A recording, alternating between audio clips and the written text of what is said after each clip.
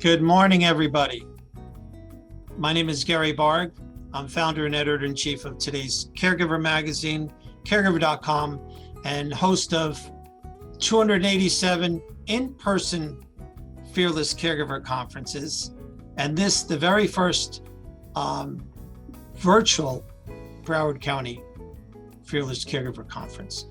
I can't tell you what a joy it is to be here with you, even if we're not in the same room together. It's the best we can do to create the camaraderie, the support, the advice, the wisdom, the love that we've seen at all these events with almost 200,000 family caregivers in 45 cities and 27 states.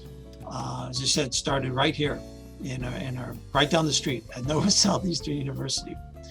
As always, if anybody's joined us before, you know I love to start with saying from one of my favorite family caregivers, former First Lady Rosalind Carter, where she said in her book, Help Yourself, Help Others, there are only four kinds of people in the world: those who've been caregivers, those who are currently caregivers, those who will be caregivers, and those who will need caregivers.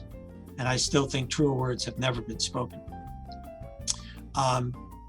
This, by the way, You Are Not Alone, which is our latest book, which is about caregiving for a loved one through and after COVID, is actually a compilation of the advice, the wisdom, the tips, the techniques that we've learned from family caregivers, being in the same room with the people I consider the greatest experts on caregiving, your fellow family caregivers. So your involvement in this is just as important as these two incredible expert panels and our spotlight experts. I think you'll be bowled over by the breadth and wisdom of the speakers who are here to provide you their benefit of their education, their wisdom, their love, their support. But also, as I said, if you've been at our events in the past before, you know for a fact that it's your involvement that makes it happen.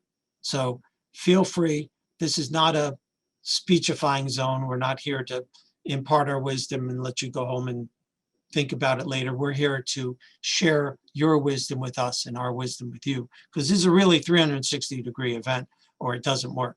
So I want to point you to the Q&A section at the bottom of your screens, right down here. If any question you have of any panelists during the session, plug it in there and I'll get to see it, and I'll get to do the thing I do, which is just ask the questions of the experts to the experts. Because I think, again, if you have a question, we know for a fact at least half of the people in attendance have the same question, and maybe a quarter of them were thinking, well, I don't know, this is such a silly question, and I'm not going to ask it. And I know for a fact they're going to be thrilled that you asked the question and got the answers you got, because there is no such thing as a silly, inappropriate, dumb question from a family caregiver. So yes, do the Q&A chat. Very quickly, so a lot of people said, now that we have Zoom, and by the way, I'm trying not to create a new illness called Zoom poisoning, but I think I'm getting it from a year's worth of Zoom interactions. I will say that the interviews that we've done with experts and celebrities that we have on Caregiver.com, it's been very well received as Zoom videos. So I'm very thrilled to be able to use this medium to interact and share and learn from family caregivers and experts and the celebrities who are also caregivers with famous faces. But these events, I think, are so important, as opposed to like a national event where, maybe you're in Pembroke Pines and someone's talking about caregiving in Peoria. It's not very helpful, because I think that all caregiving is national in implication. You need to know what's going on in DC. You need to know what's going on in Tallahassee. You need to know the latest information about Medicare, Medicaid, Social Security, but it's local in application. It's really important to know who those experts in the the partners in your own communities are. I think that's the most important part of being the CEO of Caring for Your Loved One Inc., being what we need to be as family caregivers. So as you said, I firmly believe that we as caregivers have a new goal, and that is taking on a new job role, as if we don't have enough, and that's being a fearless caregiver. And a fearless caregiver is one who asks questions, interacts, gets support from and wisdom from your fellow caregivers, from experts. Make sure nobody says an acronym that you don't understand without stopping and saying, explain that to me. And make sure that you know the 2 sets of 3 words that I always think are the most important. When it comes to your loved one, especially when there's maybe emotional challenges, you put your hands on their face, you look deeply in their eyes, and you, with all your heart, say, I love you. Because that's why we do this. Even if professional caregivers, family caregivers, it's about love.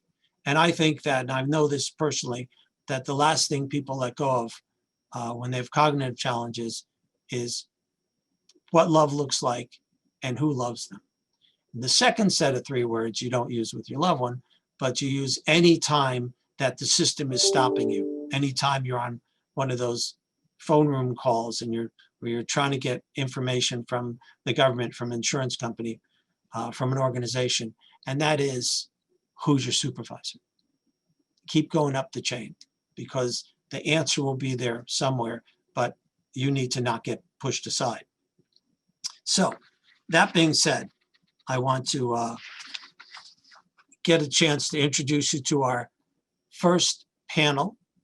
There's first in our hearts, as is our second panel. These are amazing experts who are going to be here for you to answer your questions, to interact. And the spotlight, which is a new topic that we're doing, I think it's very important. Topic-specific spotlights that we're going to have at lunch.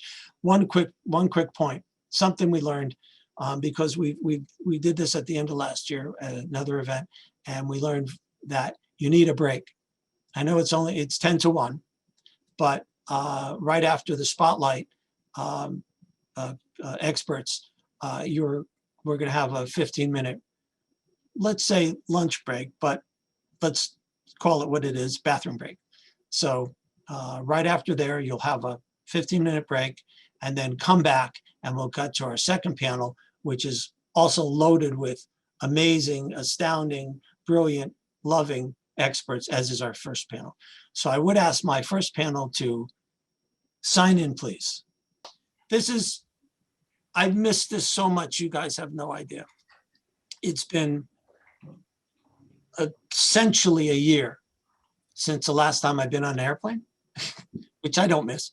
It's essentially a year since the last time I've been in a room with my fellow family caregivers and experts and advocates and shared the love and the information and the interaction, the wisdom. This, from what I've seen before, is the way to get the same kind of advice, the same kind of support, the same kind of love. The only challenge is virtual hugs ain't as good as real ones. But we will get back to it. That's what the video was about, just to remind you that we will get back to it. We will all be in the same room together, I guarantee you.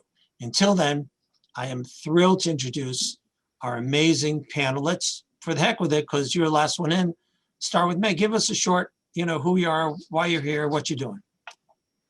Me? Yeah. My name is Matt Monroe, and I'm one of the founders of a company called Groovy Tech.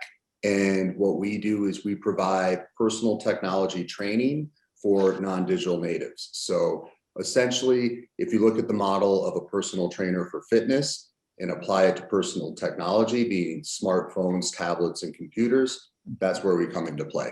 The company, our roots are really really based in kind of some old school principles of patience and respect. And it's crazy how those seem innovative when you look at technology, so we're really trying to be that bridge to be able to help folks maximize the technology tools in their phones or their tablets or their computers to be able to improve the quality of their day-to-day lives. Excellent. By the way, I want to tell you there's 5 reasons that I probably need your services as as of yesterday alone. And I was on the phone with a relative of mine who was saying, all of a sudden, I can't figure out how to work my computer. So you got some clients here. Thank you. We're here to help.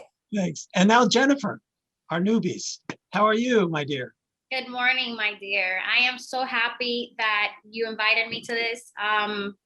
There's been a change. I'm going to start really quick because I know this is a quick intro. So I'm Jennifer Perdomo, and I do community education for physicians and also the general public, right? I do deal with a lot of patients and caregivers. Basically, 80% of my time I am spending with physicians, teaching them about the medical marijuana program in Florida. So I work for Trulieve. Trulieve is the first and largest medical marijuana treatment center in the state of Florida. And that's what dispensaries are called in Florida at this time. So what I do is on a constant basis, just communicate with physicians, their staff, making sure that they know what forms to fill out, what the medicine is, how it works, how to dose it, and things of such nature. I also am here today, thankfully, because of a fearless caregiver that I have taking care of me. I'm a cancer thriver, and without my caregiver, I wouldn't be here right now. Oh, we're thrilled you're here. Thank you so very much. And is Susan Robertson here?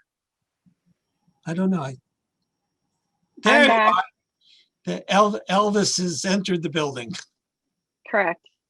Good morning, everybody. So nice to be here with you, and thank you for having us, Gary and caregivers.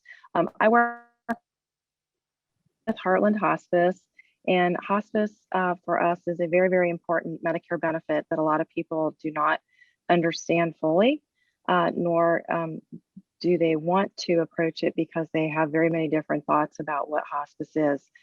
So our goal is to really help be in the community, our communities, and educate people to this very, very wonderful benefit that is very, very needed and very underutilized for people who are dealing with terminal illnesses, chronic illnesses that become more end-of-life care, and how we can provide different resources and support to you right there in your home.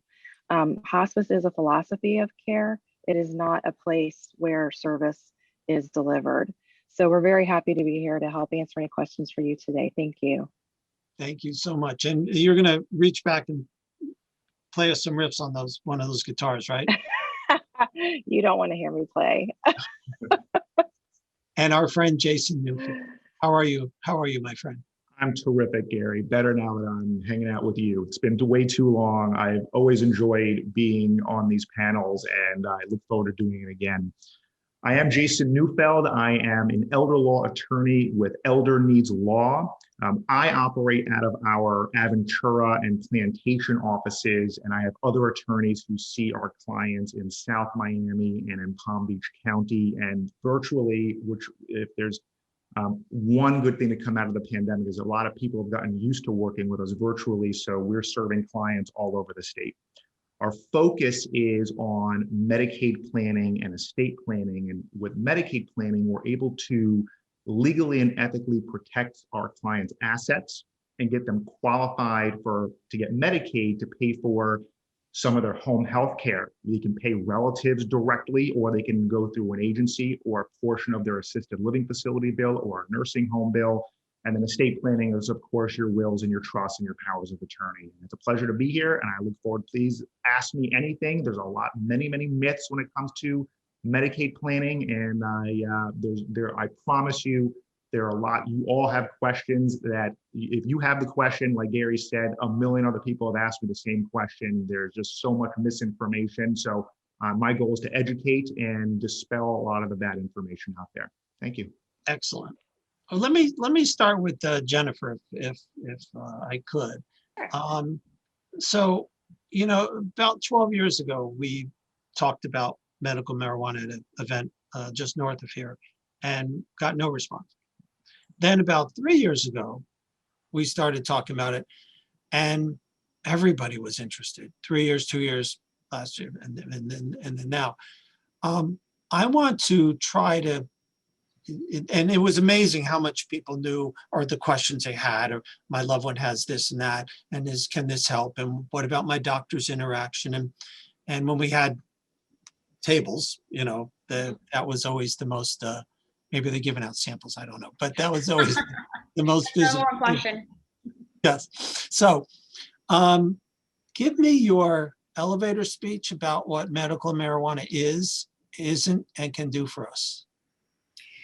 So cannabis, which is what I prefer to call it, the scientific name, has been around for millions and millions of years. It has been found in biblical text and old tombs and things like that. So it's not something new, not something man-made or anything like that. It's a natural compound or chemical plant with certain different components in it, such as, and we can go further deep into, these are going to be long words, big words you might not be familiar with, but the cannabis plants has different compounds such as cannabinoids, which you've heard of some of them, such as CBD, that's not psychotropic, and THC, the psychotropic component of it. So these are cannabinoids, and there's hundreds of them. They all aid in different processes in the body, right? And then there's also terpenes. The terpenes are components in the cannabis plant that are very much easily explained as essential oils. So I know a lot of us have gone into essential oils, especially, you know, being sick or being caregivers, just to rub a little lavender in our hands, breathe it in, and get that relaxing feeling. Well, cannabis has terpenes, these essential oils that make you feel a certain type of way. And when you have a specific profile of these terpenes and cannabinoids, then each different strain of the plant makes you feel a different way, right? So some of them could be uplifting, some of them can bring you down and relax you. It all depends. You know, a lot of people that are sick like me, you know, we feel like things that we find are going to be fix-alls, and they're going to, you know, take away our conditions, our diseases, and our ailments and all that. But it also has to do with having a positive lifestyle, right? So bringing in cannabis, let's say, for example, you're a cancer patient and you're going through chemo and radiation and things like that. Bringing in cannabis is such a great adjuvant because cannabis helps to balance a system in the body called the endocannabinoid system. You know, we have the nervous system and the endocrine system and all these different systems in our body, and our cells have the endocannabinoid system, which helps us with the balance of eating, sleeping, so many things that are just the basics of living. So when you introduce cannabis into your system, it helps to balance out those things that are out of whack, right? There's a lot of research to be done. There's, you know, tons of anecdotal information out there, but unfortunately, in the United States, it's a Schedule I drug, so it makes it impossible to research. Things are starting to change, and hopefully in the future, we can see a lot more. But do know that many other countries like Israel and Spain have been conducting research for probably over 40 years, where it shows so many different benefits of cannabis, especially for cancer, right? So I'm not gonna come here and say cannabis is gonna cure and make you feel 100% better and take all your ailments away. But there is research that you can look into that can actually show you how it works, right? And your word balance, I think that you used a very good word there. It's like you say, it's not going to cure, but it could help with the balance. I appreciate that insight. I didn't think it was possible for me to do this, but I learned. So thank you. Yes, you're welcome. Thank you. Jason Neufeld, question for you. Let me see if I can. How can a caregiver for a special needs youth, young adult get paid for their services? Okay, so the first thing that is important for me to mention is that Medicaid is not one thing. Medicaid's really an umbrella term for multiple different programs. There is a separate Medicaid program for youths who are under the age of 18, and that goes through a different agency called the Agency for Persons with Disabilities, as opposed to the Aging and Disability Resource Centers that I am normally dealing with. And it's also referred to as the I-Budget Waiver Program. I do not practice, I do not represent folks who are under the age of 18. That is actually a totally separate subspecialty. So if you're talking about a young adult who's at least over the age of 18, as long as they're disabled or through the rest of their lives, those are the folks that I represent.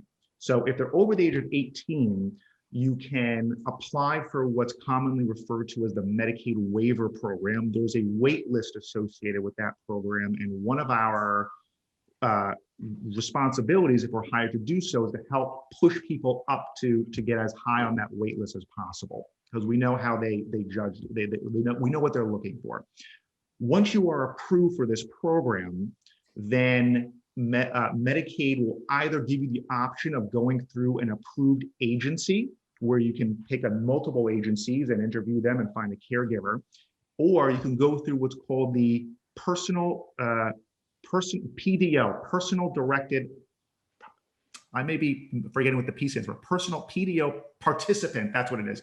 Participant directed option, where instead of going through one of these Medicaid approved agencies, you can hire a family member, whether it's a mother, father, spouse, friend, other relative, and they will pay them, unfortunately, not a very good rate. I see typically somewhere between $10.50 and $12 an hour. So this is not great money, but when you really only want someone that you trust taking care of you and they're doing it anyway, then it's better than nothing. So that's how we do it. Thank you. Sure. And Matt, now you're, before the weather hits you, I hope you do well with all that. Or the news is just overblowing things, I hope. Yeah. In the early 80s, I remember vividly trying to explain to my grandfather an answering machine. And I kept saying, push the red button, push the red button. The voices will come out. The people. And I was so frustrated. Answering machine. Now I look at my nieces trying to explain things to me, and I say, I hear push the red button in my head. I am now that. So technology is changing so fast and we're hanging on, but technology is so important right now. I mean, if it wasn't for FaceTime, if it wasn't for a Zoom, if it wasn't for, virtual conversations we can have with people, email, this would have been a much more difficult year to get through. If I'm sitting there with a piece of technology, or my kids or grandkids want me to get a piece of technology, and I'm going, mimeographs where I kind of stopped. I don't. How do we reach out to you? What do you guys do for us, and how do you make us comfortable with this newfangled stuff? Well, I think that I think to take a step back and realize that, yes, we've always dealt with the kind of evolution in next generations of technologies. And that's something that all generations were a part of. So regardless of, when you were born, you were excited when the next development came, whether that was the color TV to the mobile phone to the electronic typewriter. And that's all kind of baked into our approach as a company overall. If you look behind me, you'll see kind of our colorful graphics and things like that. Those icons are all designed to represent the evolution of technology. So, what used to be a Pony Express is now email. So most of the things that we've seen from the technology are just a new iteration of it. However, now that we're in kind of this post-internet age, and what I describe as we're really sitting in the middle of the digital revolution, just like the Industrial Revolution, just like this, every company that you interface with, they're going to try to get you to go and download their application and use it that way. So what was prior to the pandemic was kind of a elective conversion has now turned into forced conversion to a degree. So it's really accelerated the need to be able to get a handle on how to operate in this new space. So every kind of advancement or solution is going to have some component of being able to be accessed or monitored or utilized through either like your watch or your smartphone or whatever it's going to be. So long-winded answer, or long-winded tee up to the answer, is we have to get used to it. We're in this, digital revolution, and we're going to come out the other side where everything's going to be much more based on, utilizing and understanding technology. Where we come in is we have talented trainers, and they're younger primarily. They grew up with the technology. It's second nature to them, but we found what we kind of call the old souls, the folks that have this desire to work side by side with folks, to have those light bulb moments, and they're intrinsically motivated to share what they know and to teach. So we do primarily in-home training sessions. We don't usually do them longer than an hour at a time. And, we will work with folks. It's not the old school, move out of the way, I'll fix it and call me when it's broken again, dummy. It is, hey, let's put together a plan. Let's understand what maybe 3 to 5 elements of your technology that we could help you become more comfortable with. And then it just starts going and going, and it gets to just this magical place. So we have a couple of programs. One of the best programs we have is called the 3 for 2 program, which starts people off with 3 different sessions. So they're able to kind of vent some of their frustrations. We're able to understand their learning style. We're able to kind of find the peak points of what we can do to help them. And then we move on and we become that ongoing resource. So Gary, one thing that's really funny to us that we see all the time is the gift of giving technology to, different generations is great intentions, but gosh, you can make a lot of money looking at all the unopened gifts in the corner of their home offices. So there's, we see every day these unopened iPads, this or that, and it's a great intention, but not having that, kind of person to help unbox it and help set it up the correct way and teach them the rules of the road. Because if you look at it, the days of user manuals, and they're kind of behind us. Yes, people can access them online, but that's not what folks have grown up with. And just like the fear of the pressing the button, we have that all the time where people are like, should I really do this update? What's really going to happen here? Is this going to go to a Siberian hacker? And there's all these, kind of scary scenarios. And we have a book we wrote called What the Hack, which is about, how to operate with the best practices to protect yourself online. Because unfortunately, with any evolution of a new space, there's going to be, opportunities for people to try to take advantage of it. So that's another thing we work a lot, is helping people make sure that they know what's kind of clickable, what isn't, and how to make sure that they're not going to, end up in a situation that they weren't looking for. The other thing I was thinking as you're talking, a lot of this is honestly embarrassment, to be able to have, like you said, you have these old souls, young people with old souls. I imagine that they get the comfort with your clients, and then the clients will say, I really didn't ever understood this, because there's a massive sense of embarrassment when it comes to not understanding tech that seems like everybody in the world understands. Yeah, that's, we have, when people call in for the first time, we understand kind of the dialogue and the, what happens in that interaction. In the beginning, a large portion of it really is a, kind of spill and, be vulnerable and kind of share their vulnerabilities with us. And we take that extremely seriously, because they don't know where else to turn. And we take a ton of pride in the fact that they're reaching out to us, and we want to be able to kind of, validate those frustrations. Because that's the thing, just as you said about the questions earlier, Gary, if someone's having an issue, they're not alone with it. And the one thing that we found, and this is probably my biggest point, is if you look at this, how I have my phone set up, nobody else has it set up the identical way. So when people try to do a one-to-many technology training, any format, they're missing the point. Because if you do a seminar, in the old days when everyone's in person, we're in a auditorium or whatever, inevitably at the end of the session, there's a single file line of folks saying, that was great, but can you help me with this? So it's very, very, very individualized when it gets down to it. And it's very personal. And that's why it doesn't work if you don't have a relationship, much like a caregiver, to be able to kind of navigate and help with the technology and not have to retell your story and reset the stage, especially with words and terms that they might not be comfortable with using and understanding to begin with. Well, 2 other quick things. One is, thank you very much for bringing back my favorite word that makes anybody younger than me blanch when I say it. Groovy. I love Groovy. Love Groovy. I don't know if I loved it in the 60s, but I love it. And is it groovytech.com? Is that how they reach you? Groovytech.com. We also 561-560-0123.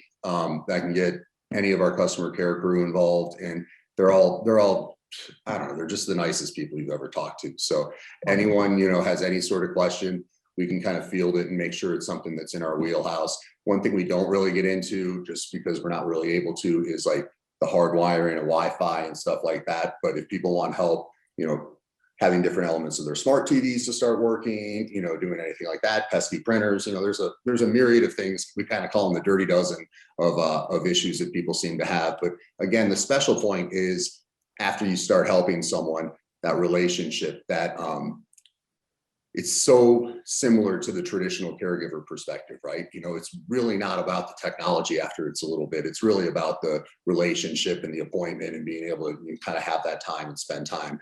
I'll say this and I'll shut up. I had a little coffee because I'm on a little bit of a time lag. So we had last week, one of our most tenured trainers got a call, and it was from a lady we've worked with for quite a while. She's like, I really need Derek, I need Derek. And we're like, okay, so we moved some things around and got Derek over there. And he came in and he's like, what do we need to work on? She's like, really, I kind of fibbed. I just wanted to make sure that I could show you my new pictures. So it comes down to that relationship and wanting to share what they're doing. And that's what we really take seriously and focus on. Well, I think that's all just groovy. Well, thank you. And now another thing that something that I absolutely believe in. I've seen help my loved ones, but there's great malinformation. What we know isn't just wrong, but wrong and worse than what's real, and that's hospice. And that's why I love when you're here, Susan. It's so great because you have such a nice touch on explaining hospice is a concept. It's not a place. How it's paid for, which I love the answer to that. How to get your doctors to, understand it's not a failure to invoke hospice, it's patient care. Give me your elevator speech about hospice care. Well, the elevators don't go tall enough in the building for me to fully go into hospice, and I love talking about it. So I think the biggest thing that people have a big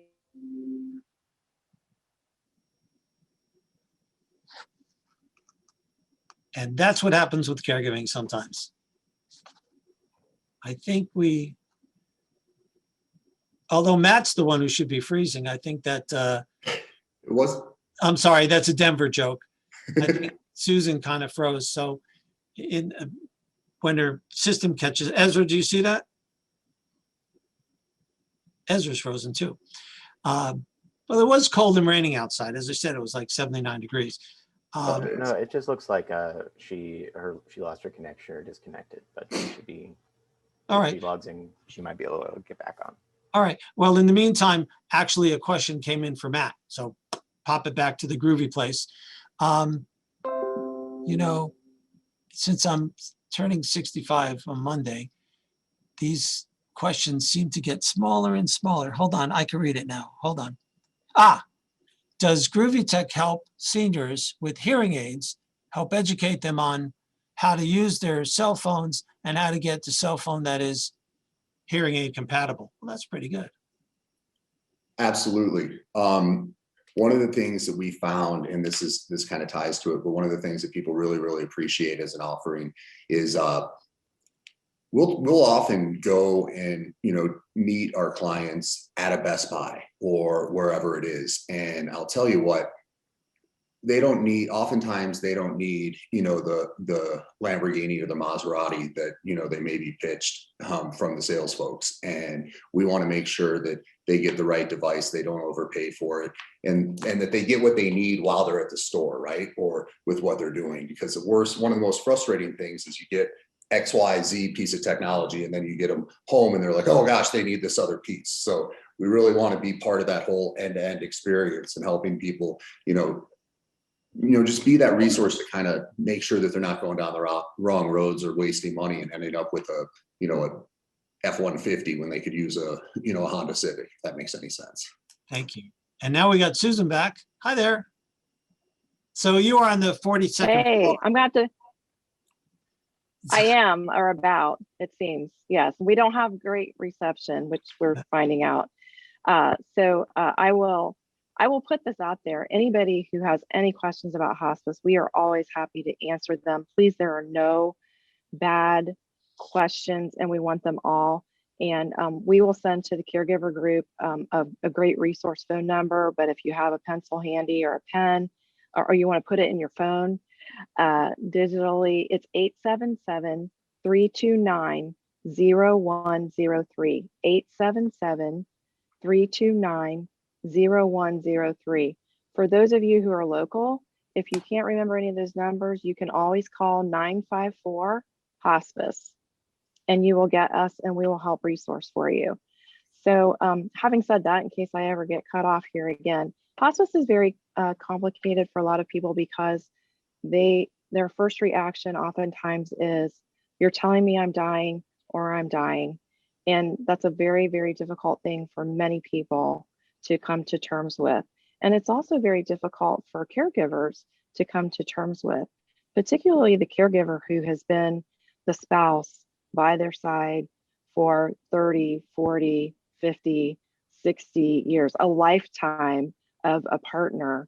And are any of us ever really to sit there and face the possibility that we may not have that partner or that loved one, or it's our mother, or it's our father, and in some cases it's our children, and those are very, very difficult, emotionally draining, spiritually challenging, psychologically just unheard of, unbelievable things for us to go through. So one of the major components of hospice that I love as a Medicare benefit, and there is no other healthcare entity that is inclusive of not only the patient in the driving of the care and the service, but also the family members, those who are close to that patient, who may be caregiving for that patient, who are a relative of that patient. And hospice brings you all in and looks at all of the different perspectives and where you are in the loved one's journey through what we call their end of life care. And end of life doesn't mean it's tomorrow. End of life could be 6 months from now, especially if you've been dealing with a chronic long-term illness that there is no cure for. There is no resolution at the end of that road. There are ways to plan that journey in the manner that the patient wants to see their life take place. And we as the caregivers and the support people are there to help them with meeting those needs and having those wishes. And sometimes it's having the difficult conversations with those of our other family members or those who love the patient too, in dealing with their own grief and coming to terms with, this is what the loved one wants. So a lot of education in hospice, a wonderful benefit that one of Gary's favorite things, so I can't ever leave it out, is a benefit that is covered at 100% under Medicare. There is no additional cost to the patient or the family for this Medicare service. I love that. Tell me, give me a way to explain it to my doctors who really trying as hard as they can for my loved one and feel that possibly they failed if they have to invoke hospice. I don't see it that way, but I've heard this. So if we think about,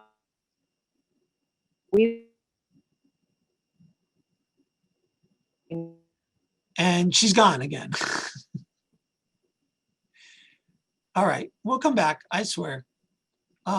This is just her tricky way of getting a lot of FaceTime. Jason Neufeld, back to you.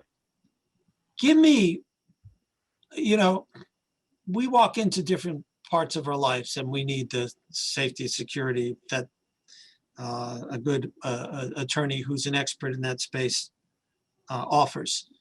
But if somebody walks into your office, what are the 5 documents that you will either recommend to them or hope they have in place already?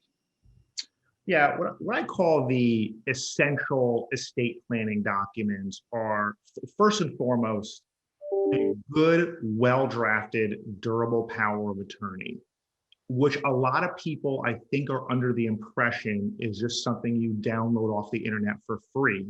And I know that because I have so many people. In fact, I shot a video for my YouTube channel where I said, I bet a lot of you have this document. So I see the same 3 documents that people download, and they are awful documents.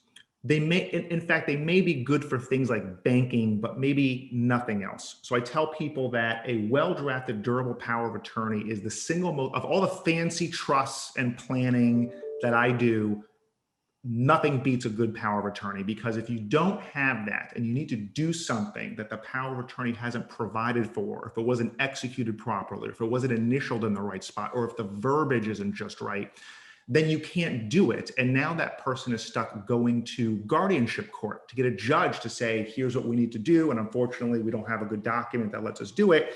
So we need you to step in, judge. And that's a much more costly and inefficient process.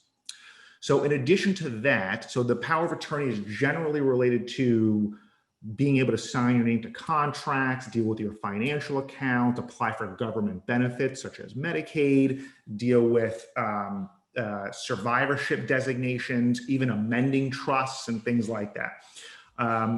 When we are talking about healthcare decision-making, we're talking about 2 documents. One of them is referred to as a healthcare surrogate designation. In other states, that's referred to as a proxy, but in Florida, we call it healthcare surrogate designation, and then a living will. And so, which is not to be confused with the last will and testament. The healthcare surrogate designation is who makes healthcare decisions for you if you're unable to make them for yourself, who can access your medical records, and all things related to the health space. The living will is when you are towards the end of your life and you are unconscious or comatose, you're in an end stage terminal condition for which there is no reasonable likelihood of you coming out and having any sort of quality of life. At that point in time, you and your healthcare surrogate, maybe probably not you, but your healthcare surrogate and your doctors have a decision to make, and it depends on what you decided to do in advance. Some people take the position, they go, I want my 5 minutes. I don't care what the doctor has to do. I want, if it saves my life for just an extra 5 minutes, I want it, because maybe in minute 4, that's when they run in with the cure of whatever's ailing me. So give me every opportunity. That sounds good in theory, but a lot of people don't like to think about the fact that the end of life can be a very painful process. If they're doing CPR and they are pushing against your ribs and often cracking them, because if you're 96 years old and they're trying to resuscitate you, or intubating to get tubes down your throat, these are very painful processes. Now, for many people, yes, for everyone who's participating, my guess is you probably want that, right? It might be painful, but you can come out of it and live your life. But if you really are at the end there, then a lot of people take the position that instead of doing everything you can to save me, keep me out of pain, keep me hydrated, keep me pain-free, and let me go peacefully.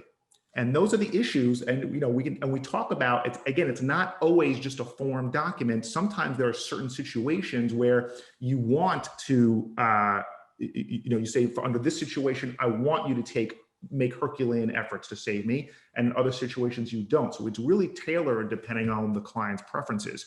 During COVID, I've had a lot of people come to me saying, gosh, I don't want the doctors to be even tempted to take away my access to a machine that's going to help me breathe.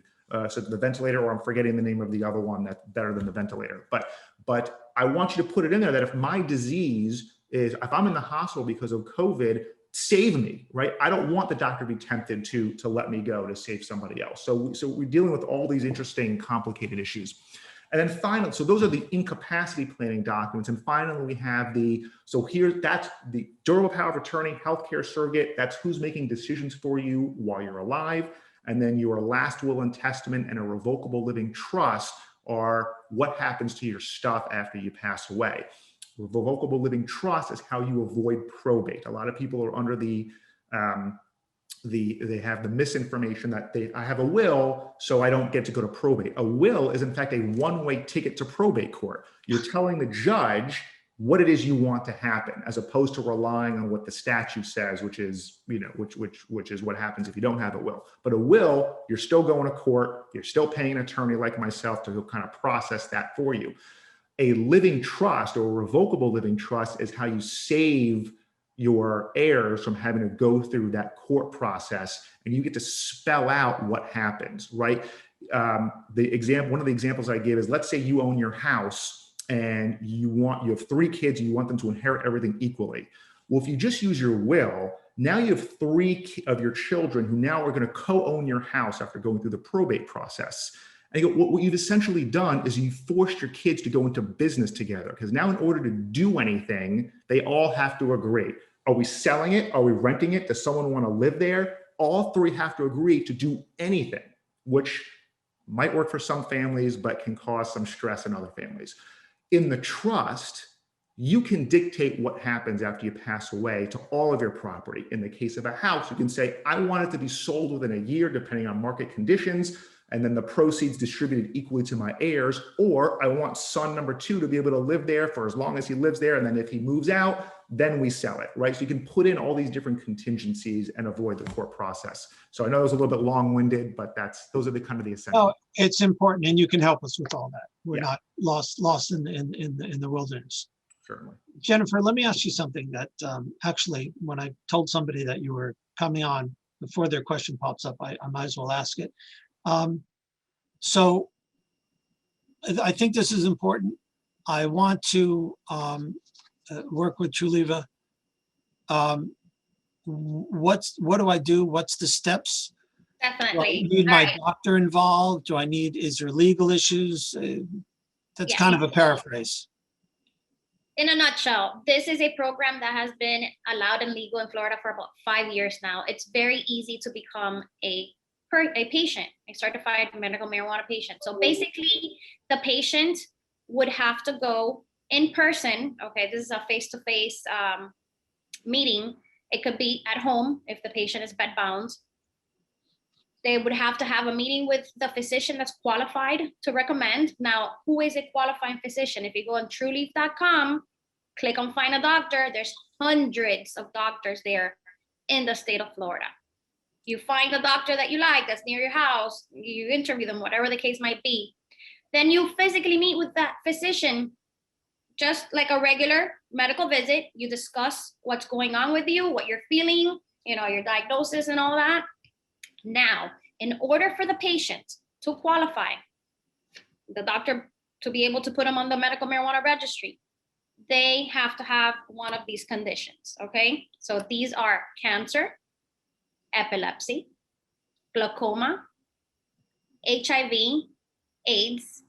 There's also PTSD, okay? There's ALS, Crohn's, Parkinson's, multiple sclerosis.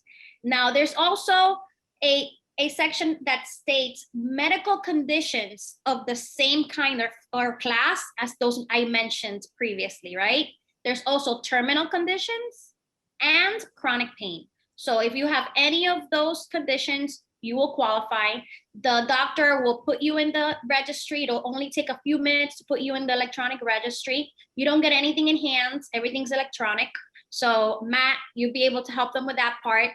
And basically, once the doctor puts in all the demographics and information, which probably takes 5 to 10 minutes to plug it all in, as soon as the doctor clicks enter, the patient receives an email from the state of Florida letting them know that they've been entered and to do their part. The patient's part will be to make a $75 payment electronically to the state.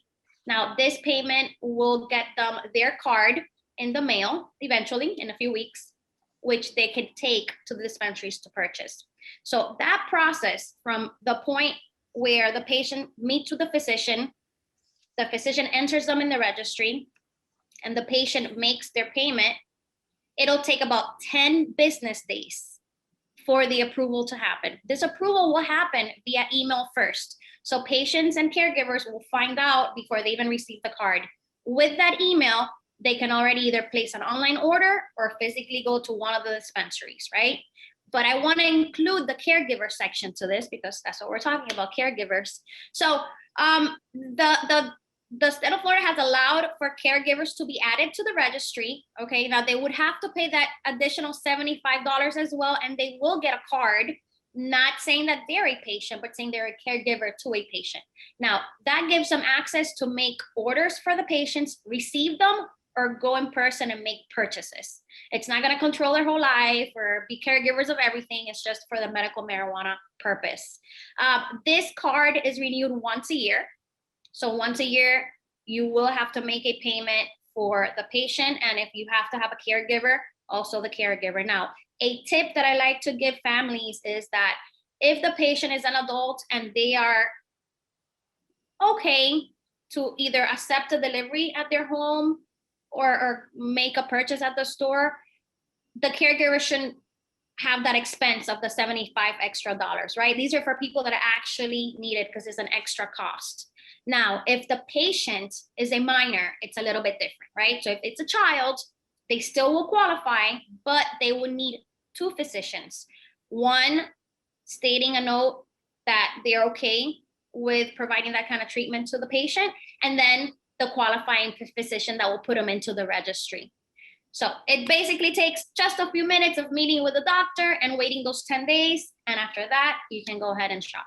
But the first step is they reach out to Truliva.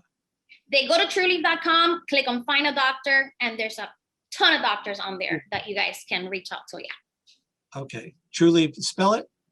TRULIEVE.com. Trulieve.com. Trulieve.com. Excellent. Susan's back. Susan's back.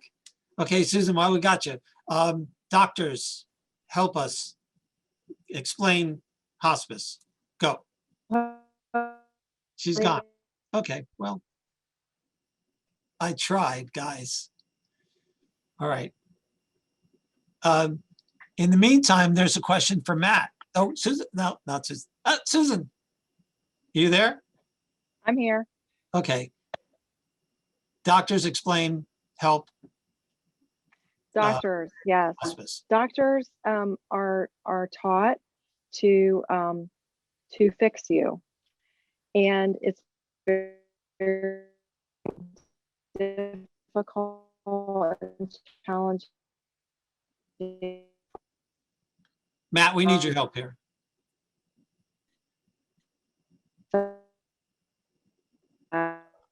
All right, you're still breaking up, so I'm going to come back to you when I see you actually moving in real time.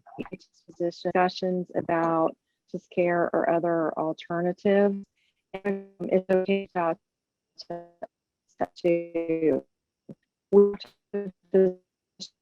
Yeah, Susan?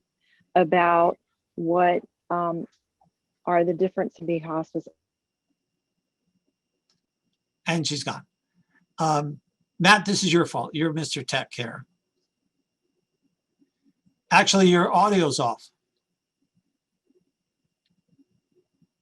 Mr. Tech with no audio. There you go. I got my audio. Okay. We're there. Susan, you here? We didn't hear I that. am. Can you hear me? Yeah, we didn't hear any of that. Oh, short version of what I just said. Please ask your physicians for information on at-home services with chronic illnesses that are not being cured or able to be cured, or a terminal illness. And if a physician isn't okay, because some of them are not okay talking about hospice, you can use the community resources, people like us, who will help you have conversations with your physician about what it is you're looking for. And there are plenty of physicians out there who are embracing the hospice concept, and when it's right and when it's time to be having those conversations. So we want to be there by your side to help navigate through those very challenging situations. Excellent. Yeah, I've been through that with family members as well, and it is good to have the professional partner by your side going, okay, here's what you do, here's the conversation. so we understand what the doctor's point of view is, because they're trying their best, and sometimes they just have outdated information. Excellent. Okay, Matt, you had a question here. Are there HIPAA issues when communicating online with clients, or do you work with clients in assisted living or nursing homes?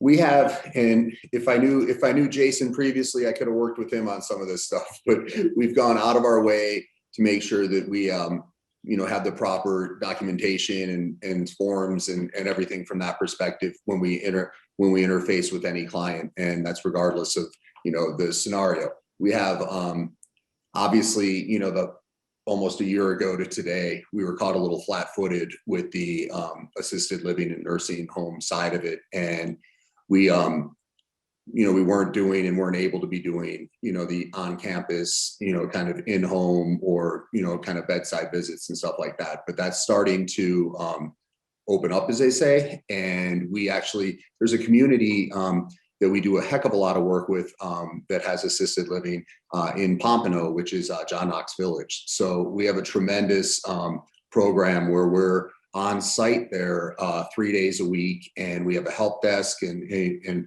quite an interesting program there. And I'll tell you, it's just one of the most exciting.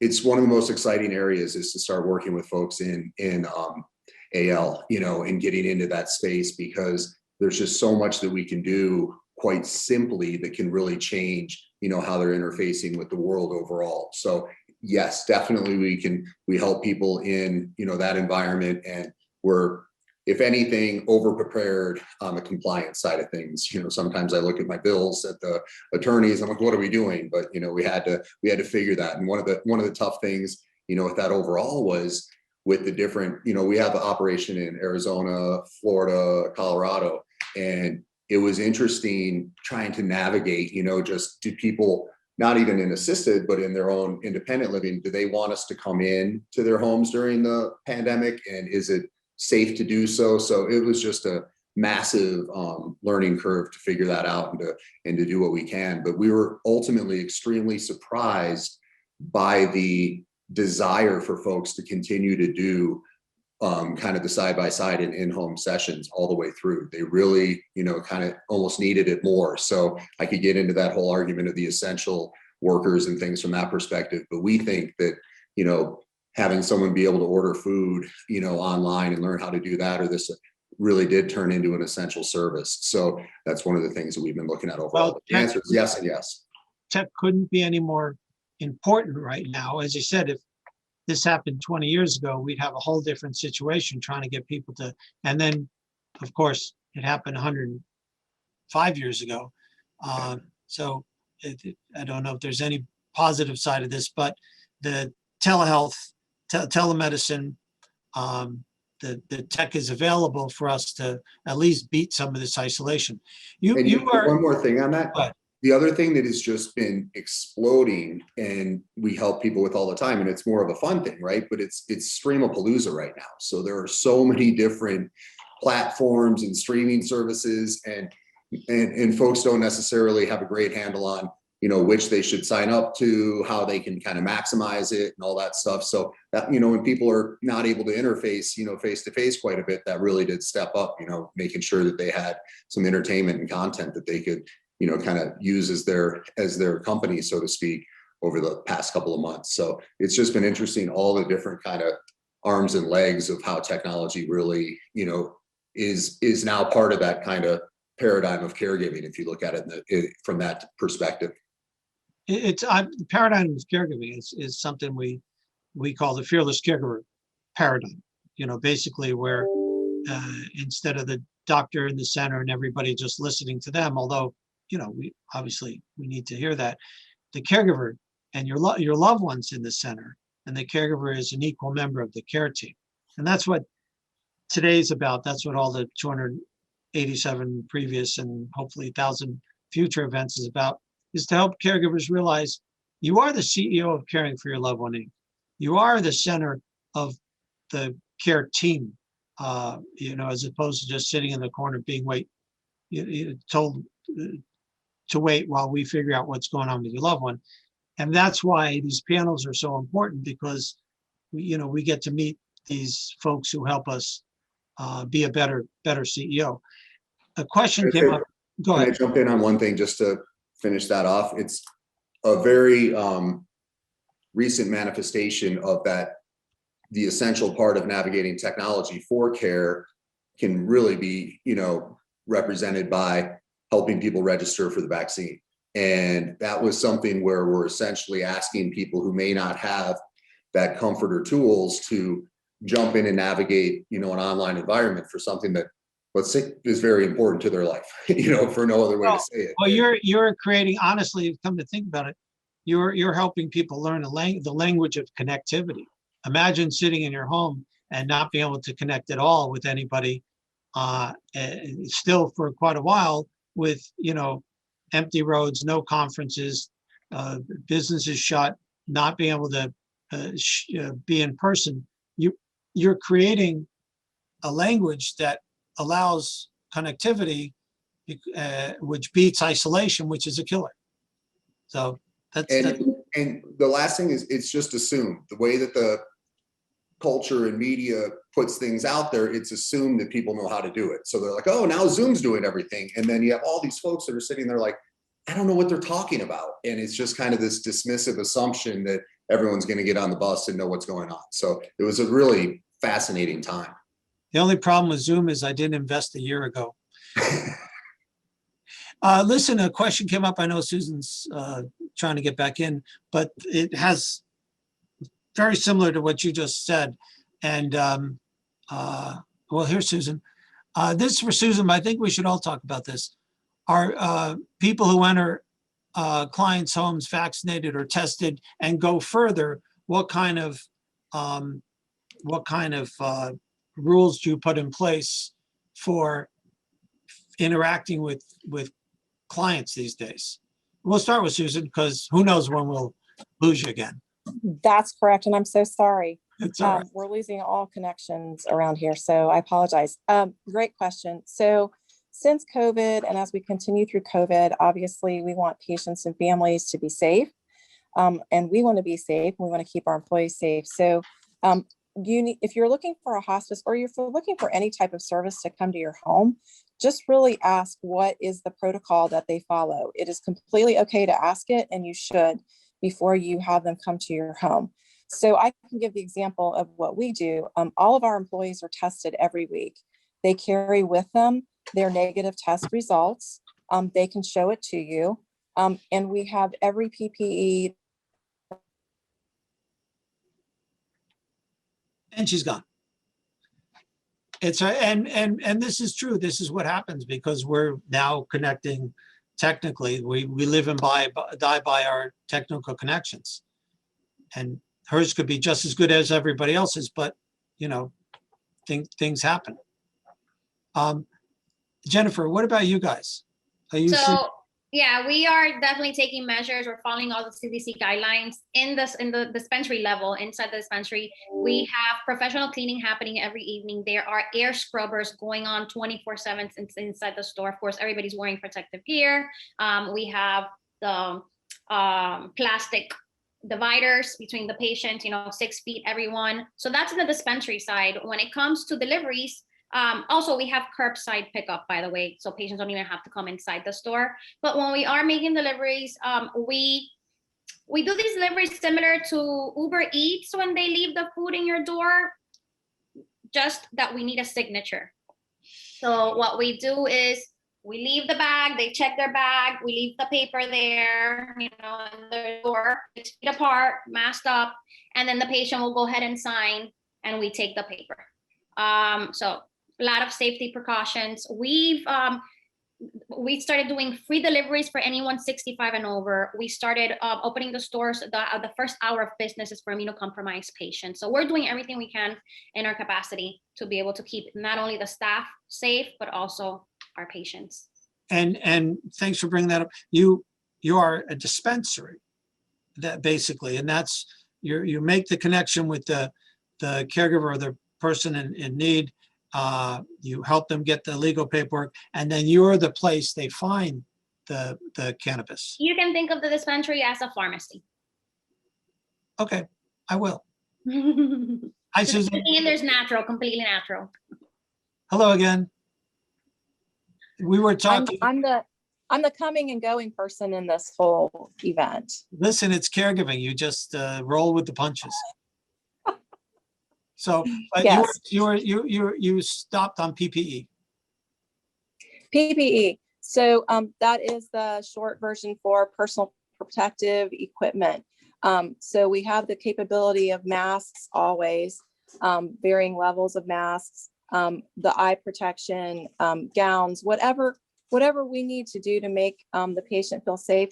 The worst thing that can happen is that you as a caregiver or the patient themselves need some service and need some help, particularly in the home. And because the fear is so great of something being brought in, you don't, and then other things happen. And the last thing you want to do is have to go to the hospital. And they do a great job, but it's still going on. So whatever your comfort level is going to be, we're going to help you get through that and work through it. Thanks. Hey, Jason, are you seeing any clients? Are you going to facilities? Or is this all Zoom poisoning? Yeah, we're doing a lot of Zoom. My policy for the last year, I guess now, has been my initial consultations are all virtual, whether it's over the phone, conference call, or over Zoom. And people have, I think, appreciated that. You know, I say, you know, I work with a large elderly population, and I never want to be the vector of transmission. So then for other folks, when it comes time to actually signing documents, sometimes we have a way of doing that virtually. Other times people are printing documents, and I can send a mobile notary to their house or to the facility, and they can meet with them outside. And we have this whole socially distanced protocol. And if they want to come into my office, they can. I just make it very, very clear. I go, listen, I'm going to answer all your questions beforehand. And when you're ready to come in, we're all going to have our equipment. I'm going to have everything laid out for you and tabbed, and you're going to sign. We'll have witnesses watching from outside and a notary watching from a window. You then leave, we get it all done, and scan and email everything to you and mail final copies to you. So you're in and out in 10, 15 minutes. And that's just what we're doing until the world gets vaccinated, pretty much. Yeah, excellent. Let me ask you one more thing, Jason. What are the things that you're seeing that may be coming up because of COVID with your clients that you might have not have seen before that you want to give us a heads up about? Yeah, sure. So I'm seeing a very interesting question, because I have been noticing a significant uptick in the last year for people who are interested in Medicaid programs that are not necessarily for long-term care. Before this, it was 95% of my business was probably folks who wanted help paying for care in home or in a facility. Now I got people who are maybe under the age of 65, and maybe they have diabetes or they have cancer, and their medications are very, very expensive. And I have a way of protecting those, and maybe they've lost their job, so now affording those things are difficult. We have a way of protecting their assets to get them on a different Medicaid program that will just pay for essentially their medical care, whether it's doctor's visits and co-pays and prescriptions. So that we've been seeing a lot of that. Excellent. All right. Anybody else is seeing things with their clientele based on COVID that you hadn't seen before? Well, I mean, I could run with that. I'll let Jennifer go. And then we've seen a huge increase in patients getting in the medical marijuana program since they've been home, and excellent. Big significant increase in numbers. Yeah. All right. Matt, you were saying something? It's the same thing for us. It's, something that went from elective to essential, almost overnight, and the different manifestations of how technology can play a role in helping, people navigate through, changing times and stuff. There's so many different variations of it, but it's just exciting about the empowerment that ties to the knowledge. You're talking about language of, communication or connectivity, but it's also about kind of the language of empowerment. There's things that people didn't know that they could do, and the bridge is not as far as it seems. So we've had a lot of those fun stories. That's the word, empowerment. Hi, Susan. You Hi, say Gary. anything COVID related that you hadn't seen before? Well, we've seen a lot of things with COVID being in healthcare, but I think to Jason's point about the different programs that he is being asked to help people with, I think the biggest part for hospice, if people can feel comfortable with it, is that you don't have to go somewhere else to have hospice, and we can bring so many services into the home there. Because of the social work component that goes with hospice, those folks are trained to bring community resources to you, so that you don't have to leave the comfort and safety of your home. And so the more that we can help people understand that, probably the more their home living can be comfortable, and they're okay, and the caregiver is okay, and knowing that they have different resources besides us along with. Biggest change, and I think it's going to keep continuing. And thank you for that. And while I got you, something we were starting on, and I think it's really important. It's hospice isn't a place. Hospice could be home, it could be in facility, it could be so you don't necessarily have to go to hospice. Can you talk about the different locations that hospice can be effectuated? Sure. So in hospice, there are 4 different levels of care. The one that most people are on the bulk of the time that they are on hospice is the routine service level, and that can be provided in the home, wherever the patient is living. So living could be in your residence. If you live in a long-term care facility, that's your home. An assisted living or an independent living community, that is your home. Hospice services can be delivered to any of those places. If there's a special situation going on that is clinical in nature, that is preventing you from being at home comfortably, there's an inpatient level of care, and that can be done where there is a designated inpatient facility. In our case, we have different contracts for inpatient. These are very short-term stays in different facilities around the counties that we serve, and that's to help get them to take care of whatever's going on at that point in time, and then get them back to their residential living situation. And then there's also respite. So caregivers, this is important for you. You need a break every now and again.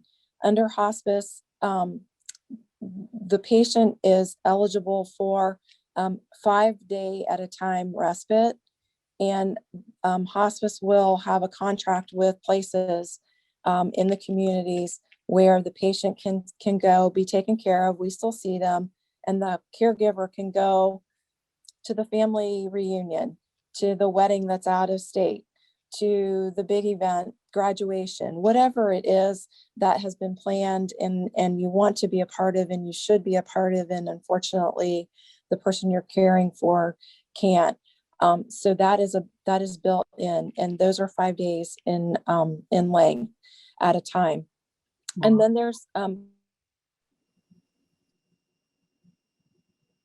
Oh, I was so excited about, then there's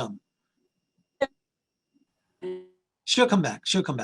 A question came up that is the $1 million question, I think, at this moment, for the next few weeks at least. Does anyone know of any agencies or resources that offer the vaccine in the home? Hi, Susan. Did you hear that? I think, no, I don't know of any place that you can call and they can bring the vaccine to you, but what a great business we all just started. That's next. Gary, if you can hear me. Yeah. So not at this time, but the Department of Health through the state of Florida is working on that now. And if there is a huge need, you can call them, and they will see if they can't get it to you. Brilliant. Who are you calling? The Department of Health in the state, for the state of Florida. All right, so you could go online and find that. Yes. I will tell you after, go ahead. Was somebody talking? Oh, I will tell you after hosting, as I said, almost 300 panels, and maybe 602 panels an event. When I know that I had a truly great panel, it's that time flies by. Time flew by. We're getting to the end of the panel, and I want to do the thing that people have been with us before know I'm going to do. People haven't. I'm going to shock you with maybe. But I do want to give each one of you a chance to talk about the one most important piece of advice you'd like to share with family caregivers, and then your contact information. So just to be fair, I'll talk to people who've been with us before, so the other two can go, oh, what is that? What is that? What is it? Jason. Yeah, I think that unfortunately, my world is one of the best kept secrets. And I don't know why that is, in terms of there are so many resources that people don't realize they can get access to for a variety of reasons. And everything that we do is geared towards helping my clients and almost always their caregivers get access to more resources, whether it's respite care, whether it's for time off, whether it's decreasing the price of their long-term care or eliminating the price of their long-term care costs. You don't have to, there's so much misinformation, and I encourage people, if they say, listen, I wish I had some extra money in my bank account to help me pay for this. I wish I could get help paying for these prescriptions. I wish someone would help. These 24/7 care, long-term care costs are killing me. I wish there was a way. There is a way. And so I want people to understand that it's better if they plan in advance, but they don't have to. A lot of people think that they have to wait 5 years in order to get Medicaid. That is not the case. In fact, I wanted to do a shameless plug I wrote a book. It's called How to Get Medicaid to Pay for Some or All of Your Long-Term Care Expenses without having to wait 5 years, without having to sell your house, or without having to go broke first, a Florida Medicaid lawyer's guide for non-lawyers. And I wrote this. This is, I promise you, this is not a huge money. This is $6 or $7 or something like that on Amazon.com. I'm just trying to get good information out there. So check that out. Again, I'm Jason Neufeld. I'm serving the entire state of Florida. You can find me at elderneedslaw.com. Our main phone number is 305-931-0478. I'm going to put this all in the chat, but my email is jason@elderneedslaw.com. So whether you're planning in advance or you need care now, we have strategies for everyone. You know, that's a good point too. Put that in the chat. I know Jennifer did. We're obviously going to be sending people recaps with the live links to your organizations. But if you want to put in the chat your contact information so people can grab it, I think that's very important. Susan Robertson, while I got you. Well, thank you all for having us. And I would say we're available to service anywhere in Broward and Miami-Dade County, Heartland Hospice. If you just have questions, you can always feel free to call us. I think that's the biggest thing that happens with the hospice benefit is people don't know, and they don't know what to ask. And so even if you don't know what to ask, call, because we can help walk you through what you need to do, what we can do, and what others can do to get you the resources that you need for this very, very important benefit that I think is extremely underutilized. Extremely underutilized, incredibly important.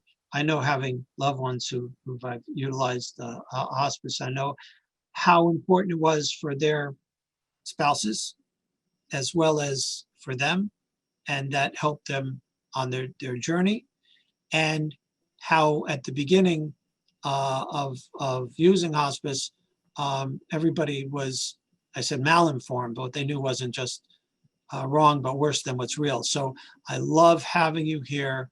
I'm glad that we can hopefully overcome the disinformation about hospice and realize it's an essential, if and when necessary, aspect to our care. Jennifer. So this is a funny saying we have in the industry lately. We went from illegal to essential in a matter of 4 years. So we are an essential industry. And I just want to reiterate how easy it is to become a patient, how many people can qualify. It's 3 easy steps: visit a physician that's qualified, pay for your card, and then make your purchase. I do also want to emphasize that caregivers can also qualify to be patients. You know, the caregivers suffer sometimes even more mentally than the patient actually does, because, you know, sometimes patients are medicated, they're not all there, but caregivers suffer so much and they can qualify as well. So again, a very easy process. It is an essential business, and we are open every single day. Trueleave.com, there's a chat feature there that you can chat with anyone whenever you want, and ask any other questions. We do have a really cool easy way. They might need Matt, but it's kind of easy. So you go on Trueleave.com and find the location near you. We have about 78 locations now in the state of Florida. You find your location, there's going to be a little link that's going to say schedule a virtual consultation, completely free, 30 minutes of your time. You can be with your caregiver, your husband, whoever, the doctor, and you can have a one-on-one, ask all the questions that you would at the actual store, and also make your first purchase. So I just want to make sure that everyone knows that this is essential, and it's a very easy program to get into and start getting natural relief. Well, my take is it's all about your partners in care. It's who helps you walk through that aspect of caring for your loved one, caring for yourself. And so for me, the first step would be to reach out to you guys at trueleave.com, tell our situation, and then have you walk us through the process. Yes, correct. I think it's great. Thank you. Thank you. Matt, Mr. Tech, Mr. Groovy Tech. I guess overall, I would say from a caregiver perspective, I would recommend leaning into technology tools. They're designed to be easy, yet just a little translation and help kind of getting them set up and having you kind of have your own, I hate to say environment, but your own environment set up with kind of the key features and tools that could help you. And the reason is efficiency. You know, most of the things that you're getting into from being a caregiver, you're managing essentially, and more of the efficient management tools are coming to life in the form of, as we just heard from Jennifer, there's going to be, you know, a way to do something online or through the app or this or that. So scheduling of the vaccine, you know, scheduling was a perfect example of it. If you lean into kind of tightening up your technology game, and you can work with a consultant, so to speak, like one of our guys, to help you say, hey, maybe we could be looking at using this to make your day a little easier. Do you have a bunch of, you know, calendars on your desk that have all the different appointments? How can we make that simpler for you? So really trying to streamline the efficiencies, and then also looking at it from the perspective of utilizing technology to enhance quality of life for those you're caring for, right? There's so many different ways that we can incorporate what we can use from our smartphones, tablets, and computers to make day-to-day life easier and better, as well as to make your life as a caregiver more manageable and more efficient. So I think that those would be kind of the areas that would make a heck of a lot of sense to explore. To reach out to us, I would say you can call our number and you can ask for me, because we're part of this panel, and I'd be happy to have a conversation with anybody about kind of the options and where it could go. You can call 561-560-0123, or you can go to groovytech.com. Groovy, very groovy.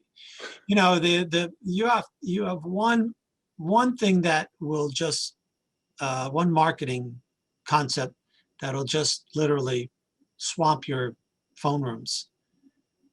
Stay in touch with your great grandkids better. Yeah. I mean, that's it for, yep. You know, because that honestly, that's everything short of holding him, hugging and kissing him. You can now involve yourself within her life through FaceTime, to chat, through Zoom. And I can't tell you how many people, and it may sound, morbid, but how many people we've helped attend funerals virtually, and, just events that wouldn't have really existed, and they want to be a part of it, but they wouldn't know how to necessarily do it. So those are really, really kind of life-changing and game-changing, things that you can add to your arsenal of tools with technology. I was thinking one more thing. As tech changes, I mean, tech is not what it was 10 years ago, flip phones. Tech is not what it will be 10 years from now. It'd be nice to have a partner by our side when we hear about something that's like, 3D phones or something, that we can feel trust that we can contact your team and get us to the next level. Because what is it? Tech doubles every 2 years or something. It compounds like at a crazy rate if it was, anything from that side of it. And you're exactly right. It's really about, just having a resource and kind of your, side by side concierge to kind of help navigate all the different elements of technology, kind of help you figure out what makes sense for your toolkit and what doesn't. A tech concierge. I like it. It's going that way, believe me.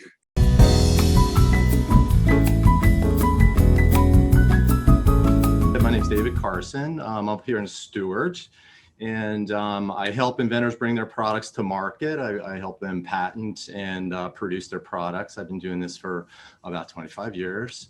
And I have something very special that I've jumped on board with that is for the caregivers, for you. I've turned away some other opportunities. I'm focusing on this because I think it's a good thing. I like doing things that help the world be a better place, kind of lofty, but I've been a contract design guy. I could, do different kinds of projects, and this is really a special one to me. So without further ado, I'm going to put a little presentation out here for you, and we shall see how it works here. So I got a little video, I'll talk through it, and then back to the audience really to hopefully give me some advice on how to make this product better. So I'm gonna share my screen here, let's see what happens.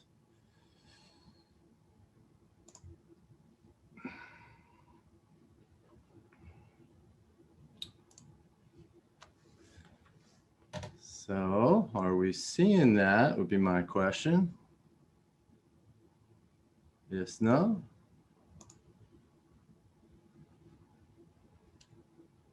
All right, so I'm gonna assume yes. So this looks like a little problem we have here.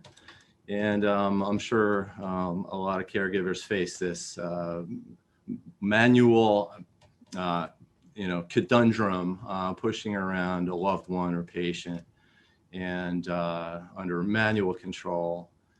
So let's take a look here. Most caregivers, you find pushing a traditional chair uphill or across rugged terrain difficult, trying, and sometimes downright impossible, getting you nowhere fast. At times, it's like you have square wheels. Stop pushing and start giving with Power Drive. What if there were a way to effortlessly escort a chair up a hill? With Power Drive, you can. The secret is the Power Drive unit. Created for caregivers, the light and portable Power Drive attaches to the back of the chair, engaging the wheels with one easy-to-push lever. Once attached, you can use the color-coded buttons on the handle to help move forward and reverse. With precision, variable speed control, push a button and whoosh, off you go, using just one finger. Hills, Power Drive. Grassy fields, Power Drive. Rough terrain? Yep, you guessed it, Power Drive. Stop struggling to get your loved ones around and start living again with Power Drive. Built for caregivers, built for you.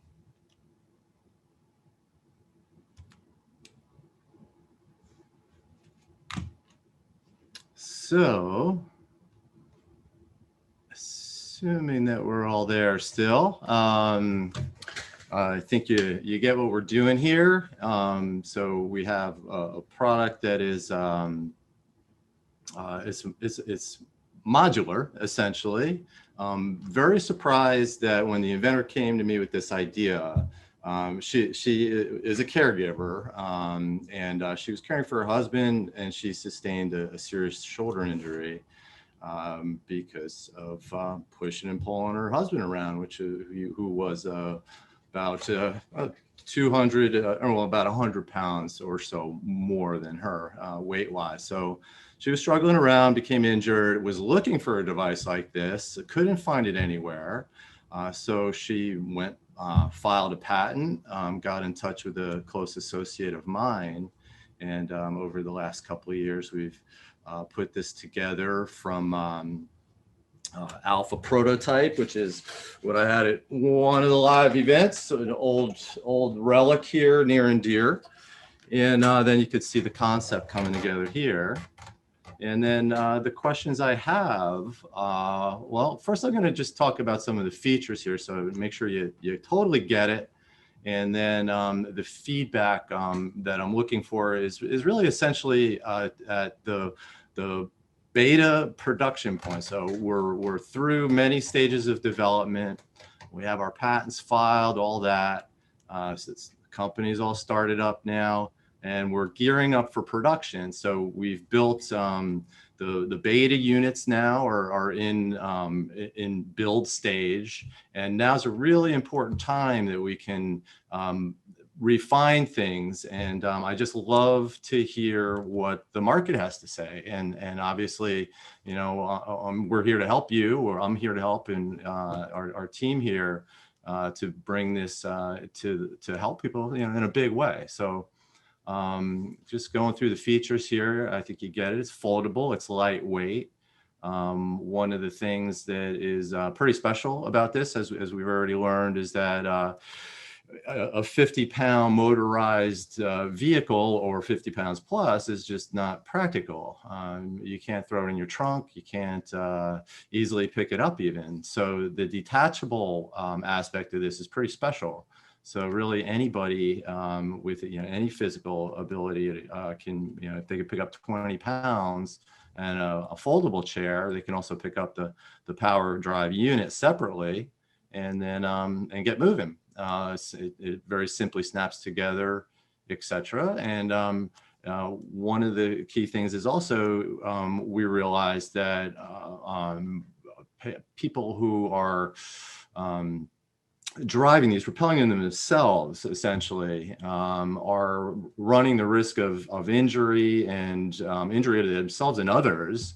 And obviously, a lot of elder people have other issues like Alzheimer's, dementia, Parkinson's. So controlling a motored vehicle is really a danger. So we're specifically targeting the caregivers here with this device. I think that's who needs it the most. So not sure, I guess I'll have to go to chat question and answer here, but what we're asking here, some of the things that our design team is pondering now is, do we make it beep? Do we make sounds or signals with this? So we've looked at a lot of the other products on the market, obviously. So the scooters, electric scooters, they do have some audio features built in. So the main one, reverse, and then just some other smart, sensible, you know, alerts, if you will. So we're at a stage right now, we've essentially added a speaker onto this, a little speaker in case we need it, but we're not sure if we need it. So that's kind of one question that we're pondering here. So yeah, I'm into the blog or the notes here. So very cool. So that would be one question. Do we have it make a sound when it reverses? When you press the button on and off? When you adjust the speed? So on the power module, it basically has like a maximum speed, so it won't go 100 miles an hour. It's not ever going to go 100 miles an hour, but it's not going to go top speed if you don't want it to. And, you preset the speed, and then that's as fast as it'll go. So do we want some audio there? I'm not sure.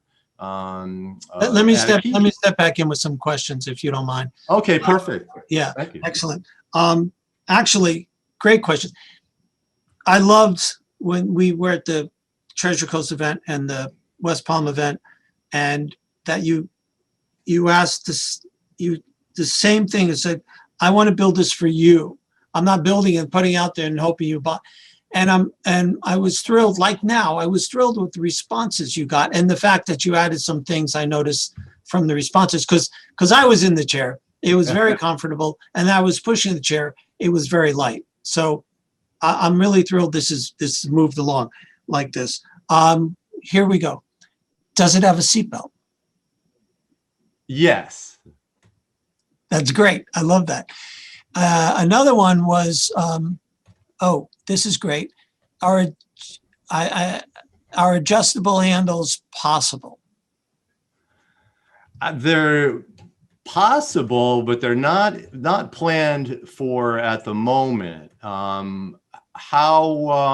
I guess I could make the assumption is the adjustable, well, actually, I don't like making assumptions. So when we're talking adjustable, are we talking raising them up or down, different angle?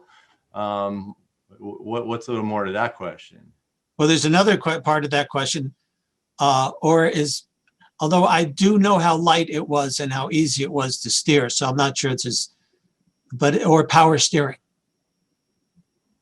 Great question. So what this device has, which is a really pleasant surprise, and it really enhances the intellectual property, is what we have is a differential transmission in it. And what that allows the maneuverability, really unlike any of our competitors or future competitors can accomplish, because what that does, the differential, when you just push a little bit or pull back on the one side, it'll adjust the gear ratio, just like a car. Automobiles do the same thing. But that's the little secret sauce that helps it become super maneuverable. The other competitors, you have to put a brake on one or speed the other one, and you have to have two hands to operate it, essentially just to steer it. So this is really one hand, you can pull that trigger and you can go and you can steer it very easily and maneuvers very well. Yeah, I steered that around the conference room, didn't bump into anybody. And I noticed the differential. I noticed when I turned that it was working with me as opposed to against me. So I like that very much. I think you have this answered, and I know I've heard this before in other chairs. What I found that it's difficult to find one that would clear through traditional doorway widths. Right. So we're looking at that very closely. So, traditional door widths, the 30-inch, et cetera. So we're keeping the wheelbase safely narrow.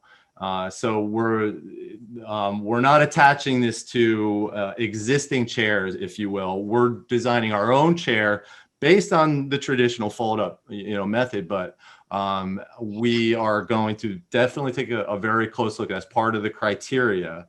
So basically that's the standard wheel width. We're going to have an opportunity to double check that, and we can adjust that as needed. And we're going to come out with two sizes. So we're going to have a 19-inch seat width and a 22-inch seat width. And ideally, we're going to have the same module that'll fit on both of them, so that the curve in the back there will be really the differentiating factor. We'll just bump it out a little bit wider for the 22-inch seat version. Well, you're learning here. You will never find a more motivated, more effective focus group than a room full of family caregivers. I get that. That's why I keep coming back, and I'm gonna be part of your family here. I feel like I already am. One more, yes, you guys are. One more quick question: when and where will it be available? Well, where our rollout is going to be, it all goes well, in June or July.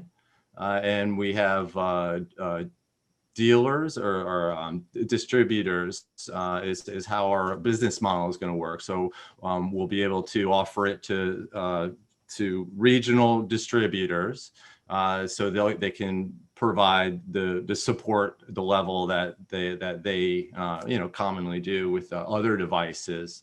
And then we're going to offer it for rent first, and then rent to buy, and then launch it out. 2022 will be in the spring will be our big push. And not taking credit for that, but I heard a caregiver ask you that question about rent to buy as opposed to lay out the whole cost up front at the Treasure Coast event. So I'm crediting caregivers with that. Amazing. I mean, this is really so valuable, and it's valuable for everybody because we can really build something that's tuned into the needs. Thank you very much. And obviously put your information in the chat so people can reach out to you.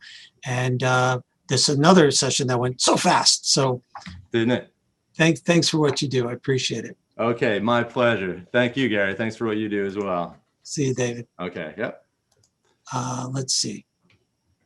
Now, see, I'm telling you, these spotlight features are so important because it's a way for us to learn about things we need, and even hopefully modify some products that are going to help us coming on the market.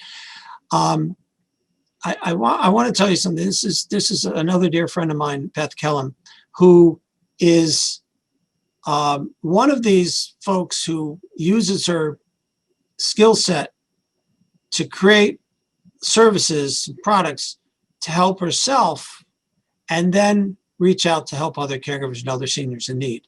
And I don't know, you probably heard about this product, but I want to talk about this because it is a big, big issue with so many caregivers with senior loved ones.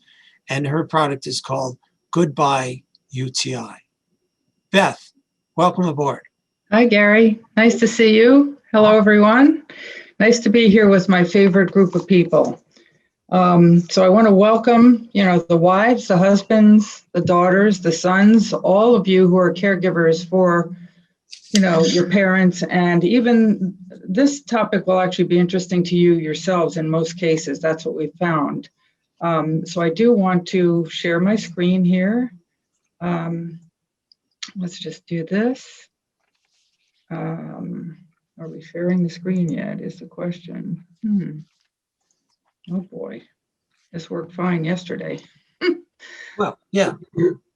Everything is great in rehearsals. Yeah, right. Are you seeing the screen, Gary? No. Okay, so, oh, there we go. Okay, perfect. So off we go. Yay. Yeah. So what we'll talk about today is a new way to manage UTIs. It seems like a narrow topic. I'm sure everyone who's on here has said to themselves at one time or another, people think beyond their own small sphere.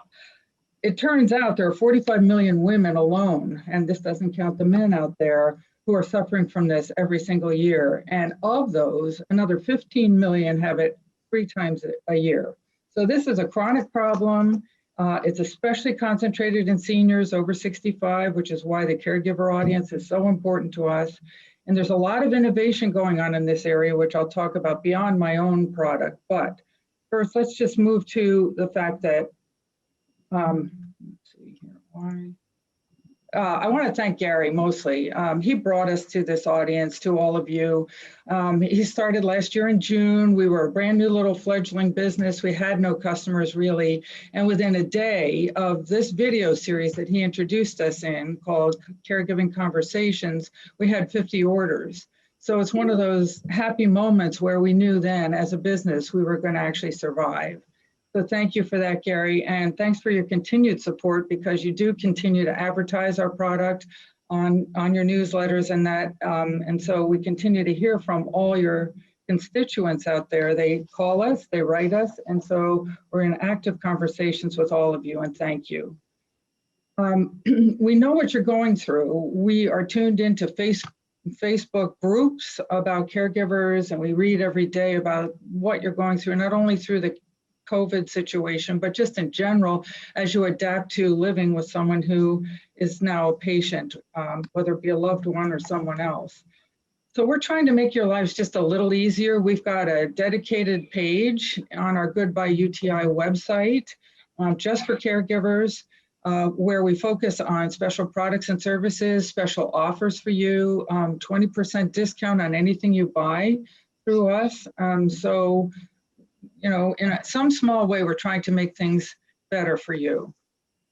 Let's talk about situations you're all familiar with. The first situation is, you know, all of a sudden mom's seeing bugs on the wall, or she's seeing someone outside the window. We've heard every possible story, hallucinations of every kind. And people at first think this is dementia, but the key is, did it come on suddenly? If it did, then it's delirium. This is not dementia. The second thing is, oftentimes you'll hear mom's got a fever and she's complaining about terrible pains in her back. Is this COVID-19? No, it's more likely a kidney infection. And so these are things that can be absolutely prevented. I know you worry about them every day. Is it possible that mom or dad or any other patient that you've got and you're looking after has something? It's preventable, and we're going to tell you exactly how, and at home. The first thing, though, we have to talk about is, what about antibiotics? This has been the traditional path, right? Everybody goes to the doctor, they get a urine culture, and then the doctor prescribes an antibiotic. Well, that was great for a while, but unfortunately, the germs have learned how to hide. They've learned how to mutate, and so they embed themselves in your bladder, and they sit there and wait for the moment when the antibiotics are out of your system, and then they begin to come out again.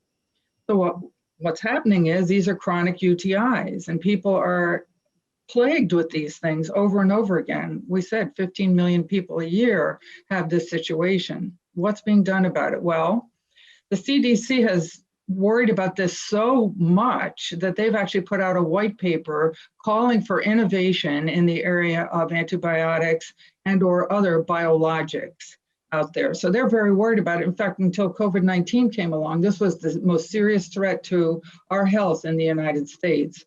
Now it's kind of been put on the back burner, but it is still a huge issue. So if antibiotics aren't working and you're frustrated with the doctor every time you have to go with your patient, or you yourself go to the doctor, then there is an alternative. It's a simple natural supplement called D-mannose. It's a rare sugar. And it's interesting how the scientists actually came upon this. They were looking for other things, and they realized that, gee, when someone drinks this, when it's mixed with water, the germs actually love that sugar molecule that's coming through the bladder. So they attach onto it, and then they get flushed right out of your bladder. Couldn't be more simple, more natural. It's a wonderful thing, and it's been helping thousands of people across the US. And in our case, we have now 2,000 customers. How does it work? Well, it's simple. A scoop a day in your vitamin routine will keep your UTIs away. So basically how it works is, the powder is mixed with 8 ounces of water. It dissolves. It has absolutely no taste. Goes directly to the bladder. And that's the good news, because people have asked us about diabetes. It has no insulin impact because it goes directly to the bladder, doesn't enter the bloodstream. The other good thing is it doesn't interact with any other drugs you might be taking or the patient might be taking. And then, as I said, the E. coli bacteria, which is 90% of all bacterial infections for UTIs, E. coli, these bacteria jump onto these sugar molecules and off they go. So the benefit is fast relief. Within an hour, you're going to start feeling better. Imagine that terrible burning sensation, the pressure to run to the bathroom, gone. And within 48 hours, you'll be completely relieved of that. I mean, it protects the bladder. So if you take it every day, there's a nice coating in there, and no more doctor's visits. I know that's a pleasant thing for a lot of you. It's an effort to get your patient to the doctor, I know, and no more prescription expenses. So basically this is what happens when you have an active UTI and there are symptoms. You'll take a scoop every couple of hours for 2 days, and it'll be gone. And then just to prevent that from returning, 1 scoop a day with your vitamins. There are other manufacturers out there who have a product like ours. but ours is the only one that's pure D-mannose. And you want to look for that. You want the pure 100%. You don't need additives. You don't need capsules. Capsules take much longer to digest. They go through your stomach first, and then they're less effective by the time they get to the bladder. So you want the powder, you want 100% pure with no hibiscus or cranberry added in. And then last but not leastly, you want to know that it can be trusted. Ours is formulated by a doctor of pharmacy in Georgia. So it's FDA certified in that manufacturing firm, and all the certifications are there, so you can trust it. So we started out with a powder, and this is what Gary's familiar with, a 30-day powder, which helps with everyday UTIs. But then we talked to you, caregivers, by phone, and we talked through email, and you said, how do I know? Because most seniors are asymptomatic. They don't have signs like the younger ones of us do, where there's the burning sensation and where there's the pressure to go to the bathroom. How will I know if they have a UTI and they're going toward those dire situations of kidney infection or whatever? Well, there are test strips. And the beauty of this new test strip that we're rolling out, you look for the pH in the patient's urine. And all the directions are on the side of the box. I'm not going to belabor it now, but there's a whole new way to look at this so that even you at home can do this. You don't have to be a doctor to read these test strips, and just keep that pH in balance. Last but not leastly, people have been saying, well, you know, you've told us that these germs are actually embedding in our bladder. How can we possibly get something stronger that'll actually get those germs out of there and on their way into the bladder and out of our system for good? Well, we've come up with a new extra strength liquid that has other botanicals in it. It's strong, and so we advise patients to take this, mix it with Gatorade or something sweet, a juice, but it works. And so we're on to something new. And then last but not leastly, to make life easier for you, we have a monthly delivery program now. So you can literally sign up for this, and whatever combinations of products you'd like to have. We've heard a lot of horror stories where people say, I'm out of it, how am I going to get it? Well, we do have obviously express overnight delivery, so don't worry, you're always covered. But if you want to relax and not worry about it, just have it delivered to your door every month. So we have, as I say, close to 2,000 patients now. This is old information, but we've had every possible scenario. My mother-in-law was getting UTIs and she had episodes of dementia. Now she's doing great. She hasn't had a flare in 3 months.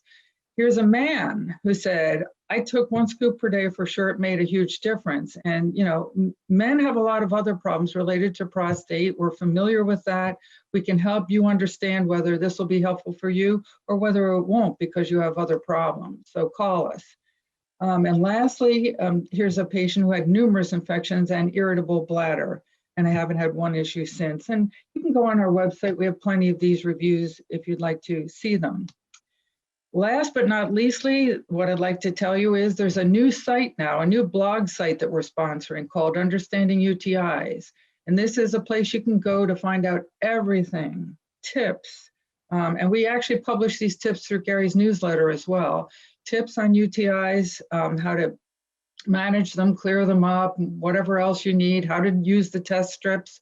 We do have medical research as well. This is where you can really look at what's being published by the government on the clinical trials in this area, et cetera, because we're very dedicated to the idea that there will be future advances, and we want to keep up with it and keep you informed as well. So, and last but not least, we'd like to know, can we help you or someone else you know get back to feeling better? Because it's all about quality of life. Day to day, you want to feel better, get out there with your friends and enjoy things. And this should not be hampering you because it's just too easy to fix. So we have a phone number. I know that caregivers love to call and ask questions about the product, or you can just visit our website to that special page at Caregiver Support. So Gary, that's it. Thank you. Are there any questions? Yeah, I had, well, there's another one. I had 2 pop up. One is, can you take it proactively? Don't have UTIs, don't want to have UTIs. Can I just take it every day? Absolutely. It's just like a vitamin. It's like biotin for your hair. Healthy hair and nails, healthy bladder, same idea, absolutely. And we often get questions about whether people can take it while they're on antibiotics and recovering from a UTI, and the answer is yes to that too. Mhm. Excellent. And then the other thing is, this is from previous conversations. After your video came out, we were getting a lot of questions. I shared a lot with you, but that I heard a lot about was if you see challenge, you see immediate onset of potential dementia, how do you get the doctors to honestly force them to understand that they need to look at UTIs too? Yeah, that's a great question. Caregivers usually bring it to the attention of the doctor. Most of them have experience with this, and I can't tell you how many times on Facebook people say, when we put out the article about dementia, they say, oh my God, we all had it. We all know about it. We all tell our doctors about it. It's word of mouth. Caregivers and now doctors are starting to recommend this, believe it or not, Gary. I've been thrilled to hear that patients take our leaflets to their doctor, and when they've looked at it, they're happy to say, I'll recommend it. It can't hurt. Well, on one hand, it's the best answer you can get. Yeah, that's exactly. Yeah. Well, thank you. Thank you for all you do for caregivers. Thank you for making us look good by sharing your Goodbye UTI with our caregivers on caregiver.com and in newsletters and here. So hope to see you in person someday. That would be great. Yes. Thank you so much.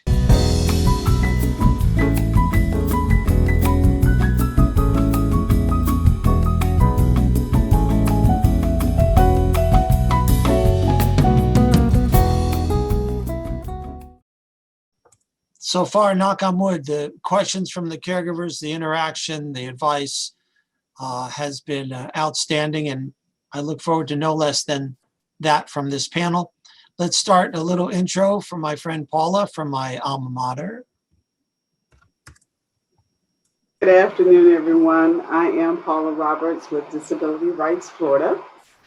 We are a statewide nonprofit organization that provides legal advocacy and rights protection for adults and children that have with a wide range of disabilities.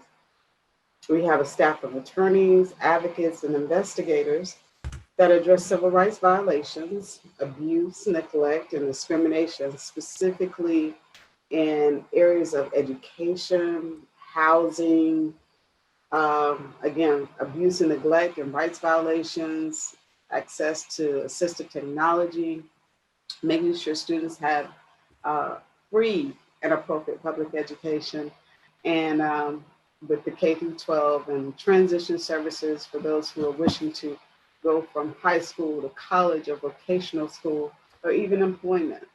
And we also did a huge take on the voting issues that were addressed during the last election, and making sure that people with disabilities had the opportunity to either vote in person or through ballots and other accesses. So again, I look forward to talking with you guys, and thank you for the opportunity. Thank you. Was that Joe? Hi, how are you? Hey, Joe. Good, thank you. My name is Joe Baldwin. I'm with the Alzheimer's Association, the Southeast Florida chapter. We are always around to provide any type of help with our educational programs, and also all the different support groups that we have, and everything that we can do in the community as far as, providing any type of information that might need it for our caregivers and also for the people that are suffering from the disease. Excellent. Thank you very much for all you do. Thank you for having me here. It's an honor. Ms. Pink? Hello. Mental Health America, the Southeast Florida affiliate of the national organization, was established 64 years ago, one less than you, Gary. And its mission is to work for mental health and victory over mental illness and related challenges through education, prevention, advocacy, research, and empowerment. While our offices are currently closed to the public, we do continue to provide support virtually, including the 9 Muses Arts Center support groups, art and wellness classes, and the Seth Line Warm Line, where anyone who's feeling lonely, isolated, or just in need of someone to talk to can call in and talk to a peer specialist who will listen and offer resources. As a 501c3 nonprofit agency, most of our services are free, including the ones that I just mentioned. Good mental health always is the goal for everyone, those with a mental illness diagnosis, and of course, those without, because somebody can have a diagnosis of a mental illness and still have good mental health. And the opposite is also true. A person with absolutely no diagnosis might not have good mental health. One's mental health is a significant impact on their physical health as well, and vice versa. So now more than ever, our mental health is being challenged, especially for the family caregiver who was already challenged prior to the pandemic. The United Way has a campaign going on right now that says it's okay not to be okay. But I want to add to that. I want to add that when you are feeling that you are not okay, it is okay to ask for help. It's natural to experience a wide range of emotions as a caregiver, all the more heightened by this memorable year. So during the Q&A, perhaps I can provide some education and resources to assist you or someone you know. All you need to do is ask for help. Thank you. Thanks. Thank you so much. It's nice to see you again. You too. And John, how are you, my friend? Hi, I'm very good, thanks. So shine. So Shine, good afternoon, everyone. My name is John Raid, and I'm a counselor with the Shine program of the Florida Department of Elder Affairs. SHINE stands for Serving Health Insurance Needs of Elders. And the SHINE program is part of the nationwide State Health Insurance Assistance Program, also called SHIP. And what we do is we provide free, unbiased counseling on Medicare and health insurance. We're not affiliated with any company, and we don't endorse any insurance company or product. And what we do is we explain Medicare options. We provide plan comparisons. We explain paperwork. We assist with financial assistance. We assist with Medicare enrollment. We help resolve billing situations. We assist with appeals and grievances. And we also have a strong presence at health fairs and community events and senior centers around the state. We can also provide education on Medicare fraud and abuse, including how to prevent yourself from fraud, how to detect fraud, and how to report fraud. We'll speak to any size group, from small groups to large conference settings. We're also, right now, we have all of our offices are closed. Social Security offices are closed also. So we're using the phone as a means of talking to clients, and we're also using Zoom. So I'm here to answer any questions. I asked that a slide be put up on and shared. I wonder if that could be done. I don't know anything about it. I sent that to. Well, let's see if we can get that. If there's a slide, because normally this is just face-to-face, interpersonal, because that's like we did the live events. Because I firmly believe, being a caregiver, that caregivers don't care how much you know till they know how much you care, and this kind of interaction we have with them, with us, really makes a massive difference. That's why I'm proud of both these panels. And so I want to start with something that we got great responses from panel one. And I have a feeling you guys will all have terrific responses to this, because you deal with such frontline issues. What have you seen? What challenges, what changes, what issues have come up that you haven't seen before over this last year due to us all living through this pandemic? I don't know who wants to start. Oh, if I may shine into this, one of the biggest changes that we have seen is because due to COVID-19 and isolation, a lot of our current clients have been having a decline on their health. And it's just because of that factor, the isolation, the lack of socialization, and that has been taking a toll, not only in the person that is experiencing the disease, but also on the caregivers, because as you can understand, sometimes, somebody that used to see a parent maybe 3-4 times a week, now they have been, limited to maybe once a month, and everything has to be virtually. And those challenges are big because, as you can understand, a person that, even if when they're in the early stage of the disease, the lack of concentration. So if you put a camera in front of them, there is not much communication going on. So that's one of the biggest things that we have noticed. Absolutely. Hi, Marcia. So I have noticed also the isolation is a big factor, particularly for caregivers who you might look at and say, well, they're not living alone. They are with somebody. But when you're caring for somebody, especially with memory issues, it's almost as though they're living alone. And another thing that's happening with the older adult population, and I'll include myself and share my personal story, like, it's been a year of my life. I haven't gone out, and so, okay, in my 60s, that's one perspective, but a person in their 80s losing a year of their life becomes even more significant. So we are seeing, and we will unfortunately continue to see, a grave mental health crisis as the months move forward, even as we reintegrate into the community. I agree with you 1,000%. It ain't over when it's over. I realized something. I've asked the experts on the screens about what challenges that they see their clients facing this year. And I didn't ask the expert in the audience, the caregivers. If you could, in the Q&A, just tell us what challenges you may face or may still be facing that you want some support with that you may not have faced before COVID.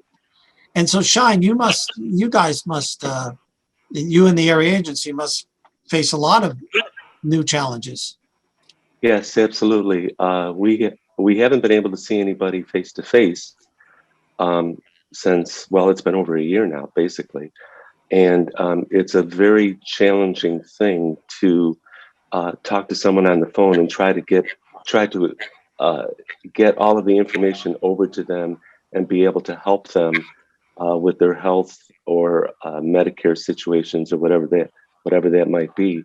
So one of the things we've been using lately is Zoom. We use Zoom quite a bit, and we use that to share screens and show people how to get into SSA.gov, how to get into Medicare.gov, and so on, and use those tools to be able to get answers to their questions and the problems that they do have. However, it's much nicer to see somebody face to face in an office and be able to express everything to them and be able to both feel each other and share our experiences back and forth. I thank you. And obviously, this is right up your alley, Paula. But what kind of challenges are you seeing at Disability Rights Florida that you may not have seen before COVID? Some of the challenges that we have faced are us being unable to reach those individuals that we usually have a face-to-face contact, and especially if we are looking into investigations to see if people have the things that they need in order to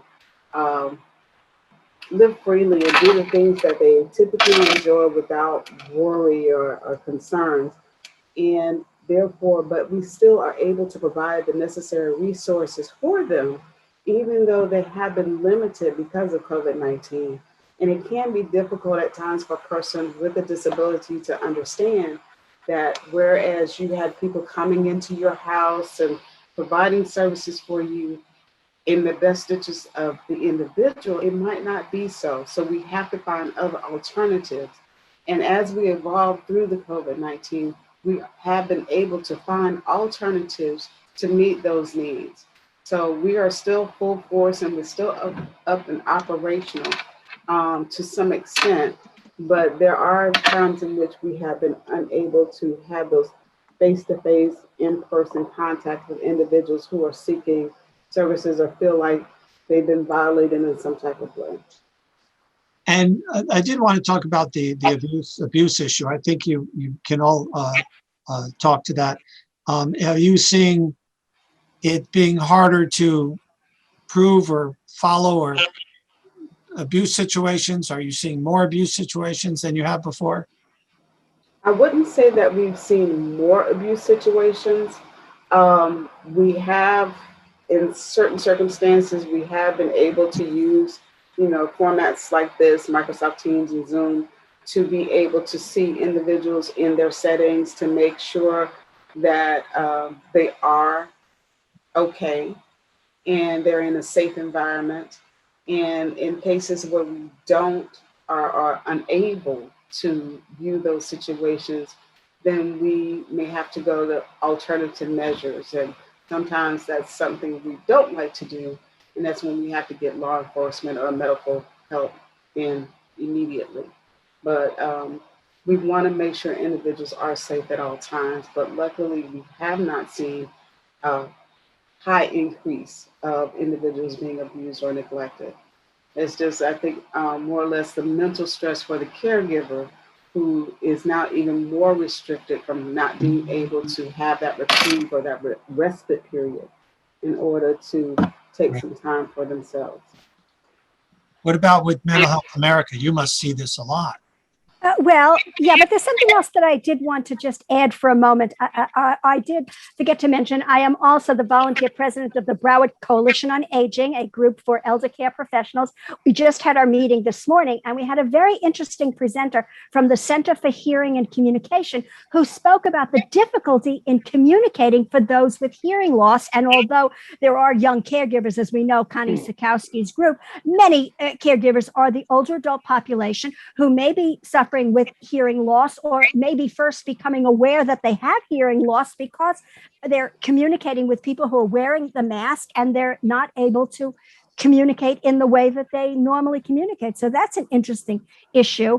And please get in touch with that group and she can train you more on ways to deal with the issue. Now, getting back to the abuse, yes, there is an increase in situations due to people being in the home, families who couples who might have been ready to break up and now they're forced to stay together, or just the stress of the family being together, the stress of having the children at home, parents who need to work and also take care of their children's education needs, homeschooling. And, it's a crisis. It's a situation that is just, believe me, I feel overwhelmed by what has happened, and the sadness and the numbers of losses that we've had in our community. I just don't know what else to say. Yeah. Joe, you must see a lot of challenges with our loved ones living in facility who have been isolated. It's opening up now, but who have been isolated. What advice do you have for a family caregiver with a loved one who's isolated with Alzheimer's or dementia? Well, the one thing that we have been doing is that we have been trying to involve long-term facilities into our Vital project. And that's what we usually provide tablets for them to have communication with their loved ones, but also to be proactive on the way of, seeing what circumstances they can mitigate to try to solve that situation, have a little bit more of communication, even if it's with a phone call, but something, just they can keep building that connection and not have that distance, and just taking a momentum on it and try to overcome those. But like Marzia and Paula mentioned it, we have seen also a big increase on our helpline phone calls, with people actually going through issues when the person becomes more aggressive and things like that. So it has been an increase on that area too. Absolutely. I would imagine your helpline is probably overwhelmed these days. It is. Same thing with the area agency. John, asking for a friend who may soon be a Medicare baby. What does Shine suggest you need to know when you reach this particular age? Well, if you're unsure of what to do, and most people are, because it's very complicated, it really is. We have what is called an ADRC in Broward County, which probably most of you are aware of. It's our Aging and Disability Resource Center, and it's in Sunrise. The phone number is 954-745-9779. And we have counselors that are available to specifically counsel people about Medicare and all of their health needs, really. So I would recommend that they call that number.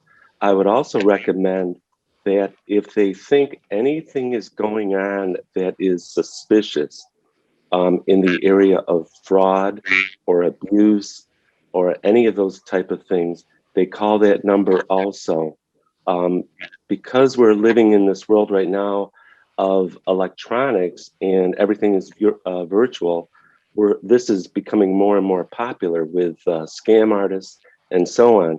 We have one right now where an email is being sent out that looks like it's coming from Pfizer, and it says they will give you a reward for entering into their rewards program and answering an opinion survey. And it's really nothing but a fraud. It has it does not come from Pfizer, has nothing to do with them.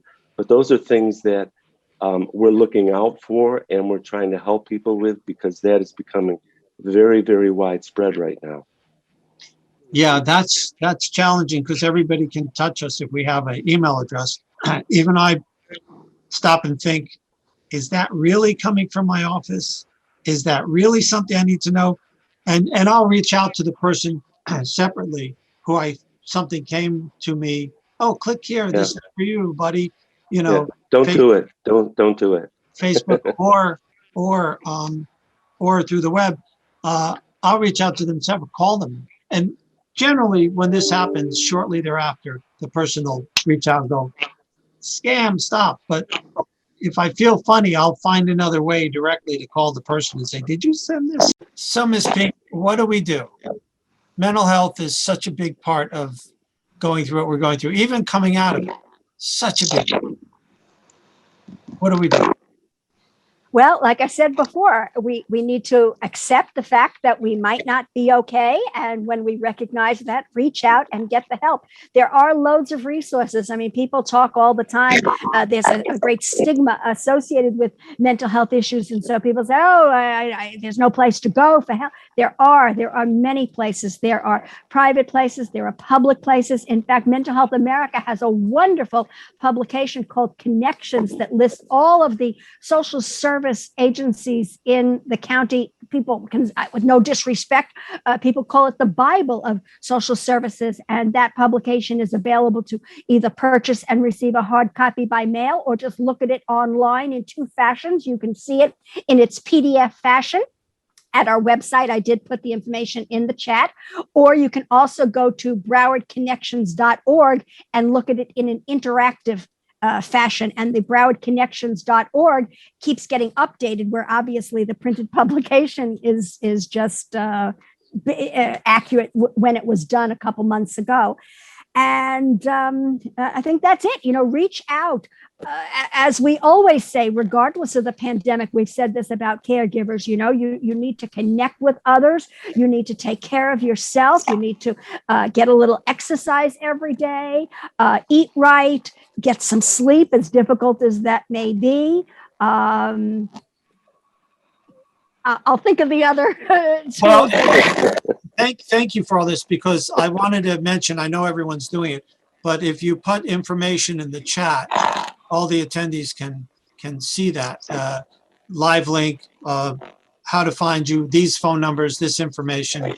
I think, John, you mentioned a phone number, and I'm not sure if you probably did put it in the chat. Yeah. Yes, I did. I put it in the chat. I also mentioned earlier the Seth line, which is a warm line. It's not a crisis line. If you're in crisis, you need to call 911 or 211. But if you're just feeling isolated, lonely, or in need of resources, the Seth line, the 9 Muses, which is part of MHA, Seth line, warm line is 954-578-5640. And a year ago, it operated from 6 to 10 p.m. when our office closed. Right now, it is operating 10 a.m. to 10 p.m. with extended hours. And we've seen, obviously, an increase in the number of callers. Anyone can call in and get some help and be directed to where they can get some more specific healthcare. This is a peer support, and obviously that's going to be very helpful for people, but sometimes they need a licensed mental health professional, and we can help you to connect there too. Excellent. Someone's asking about, and sometimes we have folks in these organizations, thank you for addressing hearing loss, how to get cell phones that have speakers and type notes that they can read on their cell phone. For those who have hearing aids, spoke with hearing doctor who cannot help, which is wild. So I know that there are phones like that. I don't know if anybody. Caption call. Gary, if I could, there is a phone service that is specifically for elders that someone might want to try if they need the help. It's lifelinesupport.org. Oh, yeah. And then there's Clear Captions that we use as partners. They're wonderful partners at the events as well. Clear Captions. Right. And CapTel. So there are a few of those, but I think she mentioned cell phone. I don't know if that's a different animal, but the Lifeline program, you want to pop that in the chat as well. Okay. And you might also want to check with some of the companies that you deal with right now. Like, for example, if somebody has an AT&T account, cell account or something of that sort, you might want to check with them directly and ask them if they have a special program or free cell phones for seniors or disabled and so on. Another thing that I want to mention to Gary is I mentioned earlier in the introduction, the support groups and the art and wellness classes. I mean, obviously, the Alzheimer's Association has support groups specifically for people who are caregivers, and that can be very valuable. But sometimes people just want support about their emotional aspects, but also some people just want a little diversion. And while you're normally, as a caregiver, forced to stay at home because you must be with your loved one, so you can't come out to the Nine Muses to participate, now that we're doing things virtually, sign up for a free art class, writing class, music class, wellness class, and get a little diversion, get a little distraction from what's going on. Make it just a fun thing. Yes, actually, this is a good time to do some self-improvement, to do some things. We've heard this at our events as well. People say, I've before the pandemic, of course, but I always wanted to paint, and now my loved one's in a long-term care facility. I have some time. I want to paint. Now we're all, in our houses. If you ever wanted to write. If you ever wanted to paint. If you ever want to sing by the door, I'll help you out. I wanted to, I'm sorry I didn't interrupt, but I just got a funny job. We're talking about this. I just got a text that from home that FP&L called cutting our electric in 1 hour, and then we found out it was a scam, and that Kathy, my administrator, who a lot of you know, got it last week. So there's no reason to cut our electric. So maybe they wanted your credit card or something. I don't know, but we didn't follow up. But it's an emergency to where they interrupted me during the event, and then thankfully it's something that Kathy had seen before, and it's like, don't play into that.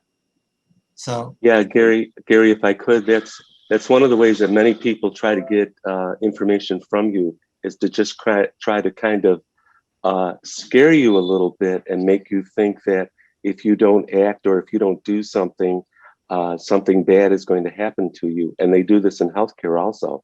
Well, you didn't see my face, but it scared the heck out of me. Yeah, so if anybody gets things like that in emails or even in mail or even at the door, and it seems like it's fishy, it probably is. And don't give out any information and just stay away from it altogether.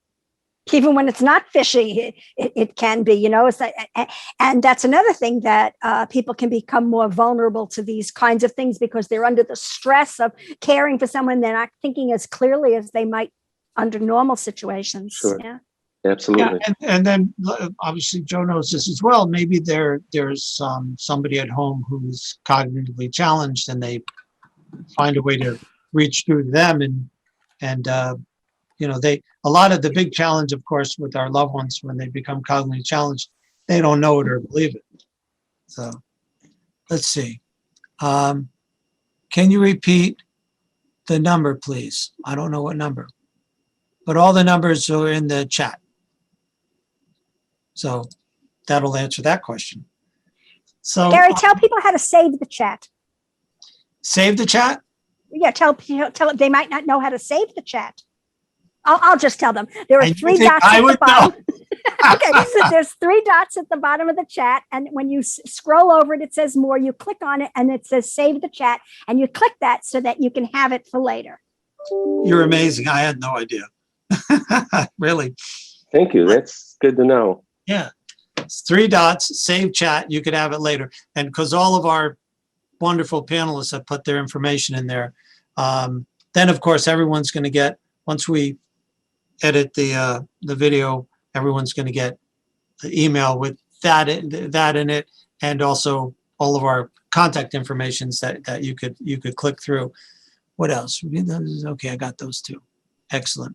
So I can't imagine. I don't understand it. I think it just means this is one of my top ever conferences. But again, we've reached a time where we have to start saying goodbye quicker than I feel like we just started. So I know we lost Paula. There was something wrong with her screen, but that happened with Susan on the first one as well.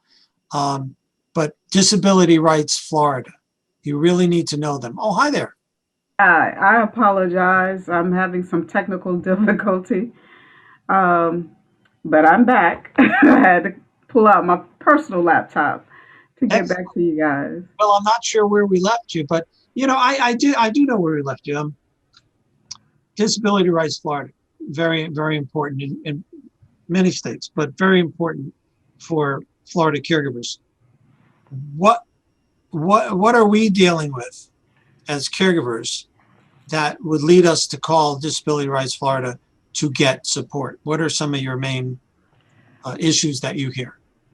Well, some of the main issues for caregivers is especially with our children or any individual that was getting occupational therapies in the home, supports or things of that nature. We're worried that now because of COVID and making sure that individuals coming into their homes were not bringing COVID in, we're protected and safe. Can you hear me? Yeah, no, that's, okay. I said, because that's stunning. And so therefore, we wanted to try to find ways and resources, and we were trying to work with different facilities to figure out how we were going to be able to get those necessary and needed supports that they needed during these unprecedented times. It has been challenging. We have referred them to various agencies within their particular county to help them with as much assistance as possible. However, it tends to be difficult because we just did not know what to do. So we tried to be able to, as they say, calm their nerves and let them know that first and foremost, we want to make sure that their loved ones are protected. We were hearing a lot of stories whereas the nursing staff or staff that were coming in, unbeknownst to them, that they were actually carriers of COVID, because they were tending to other patients, not knowing that their patients had COVID-19 when it first became. But now there are specific protocols in place to make sure that people are protected, as well as those in-home nurses and support staff that were coming in to provide those therapy services. It was challenging at first, but we do offer other information to assist them, whether it be a mobility issue, if they need to make other adjustments within their home, or they need additional medical services and are being denied because the list is so long now to get approved for certain services. So then we try to offer alternative resources to help them in the interim. So it was just a matter of really trying to get people to be patient, even though that can be difficult when you have someone who's non-communicative or can easily see their loved one health decline because they're no longer getting the services that they need. But over time, the health arena has made some significant adjustments. And, as Pink said earlier, one of the things that was becoming a difficult issue is actually communicating, especially for those who are hard of hearing. And especially for those who had not yet grasped the idea of sign language. We had a big case in which we were even attacking the governor, I hate to say, because he had no one providing sign language, so those individuals who could not hear understood what was going on and what was taking place and how they needed to handle their situations. So we're coming from all aspects, but we do rely on our partners to help us with that, such as Shine and Alzheimer's Project, to assist in those areas of things that they've encountered that we can also help those individuals, adjust to the new norm. The new normal. The new normal is caregiving. New normal is caregiving through COVID. Yeah. Let me share with you, when Paula just mentioned that, I forgot this presentation this morning. What I learned also is that Zoom has a free service now if you have the upgraded version. If not, you just need to upgrade your version, and you can put on the words, the closed captioning. And we should all consider doing that just to be respectful of those with hearing loss. Excellent. Mm-hmm. All right. Well, I appreciate everything, guys. Now we're at the point where I guess you've all seen this before. 1 minute. It's about what we got per person. The most important piece of advice you'd like to share with family caregivers, and make sure that you put your contact information in the chat if you haven't already. And let's start with Joe. Well, the one advice that I can give is to stay positive through all this, and don't forget that you're not alone. You have resources in the community, and we're here to support you 100%. Excellent. And your contact information? It's already there. Okay, groovy. With the phone number and everything in there. Ms. Pink. All right, 1 minute. I'm going to talk quickly. I'm going to go through those 10 tools that I started with, and that is connect with others. Like Joe said, stay positive, get physically active, even if it's just a short walk every day. Help others get enough sleep, create joy and satisfaction in your life. I mean, just look outside on a beautiful day and get a moment of joy. It might not last, but at least these moments can all add up. Eat well, take care of your spirit, deal better with hard times, and just like I said before, it's okay to not be okay. And when you're feeling not okay, reach out and ask for help. Get professional help if you need it. Thank you for that. Thank you. I know your information's in the chat. Well. And Paula. Advocacy, equality, and dignity. That is what we're about. And if you have any question, feel free to call us. If we don't have the answers, we will definitely give you the people who can help you the best possible. And you're in the chat too, and it's Disability Rights Florida. And thank you for all you do. John. Hi. Yes, I put my information in the chat also. You can see our ADRC helpline, 954-745-9779. I would also say that we have all the information of all of the people and all of the panelists that have presented today. We know their organizations and they know us too. Right. So if you need to contact one of those organizations, and you don't remember or you don't know how to do it, you can call our number at the ADRC. We can help you get to them, and they can do the same thing and help you get to us if need be, both ways. Well, we're big fans of ADRCs and AAAs. It's always the prime gatekeeper into the community support.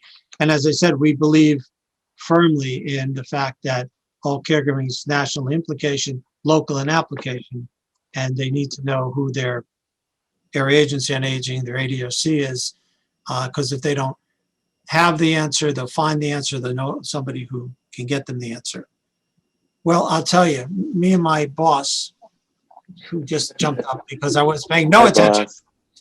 And remember, if you have pets, your loved ones have pets, take care of them as well as you take care of your loved one, because there's a connection there you don't want broken. I just want to thank you guys for making our first ever virtual Broward Fearless Caregiver Conference smashing success. All the panelists, all the caregivers who joined us, all the caregivers who asked questions. We will be traveling once a month. I think we'll be in. I know we'll be in Palm Beach, just here from this desk. Dade, Fort Worth. Don't ask. We're really looking forward to that too. That's a new event for us. Hillsborough, Treasure Coast, and really kind of repeating some of the footsteps of where we do the live events. And as in every live event, I need to end it with something from one of my all-time idols. I'm so glad we had this time together. You guys are wonderful. Thank you. Very good, Gary. You caregivers are wonderful. You just keep doing what you're doing. Reach out, share, make sure that you reach out to these panelists, and can't wait for us to be in the same room together at some point. Take care, everybody. Happy birthday. Thank you. Thank you. Happy birthday. Bye, everybody. Bye-bye. Bye-bye.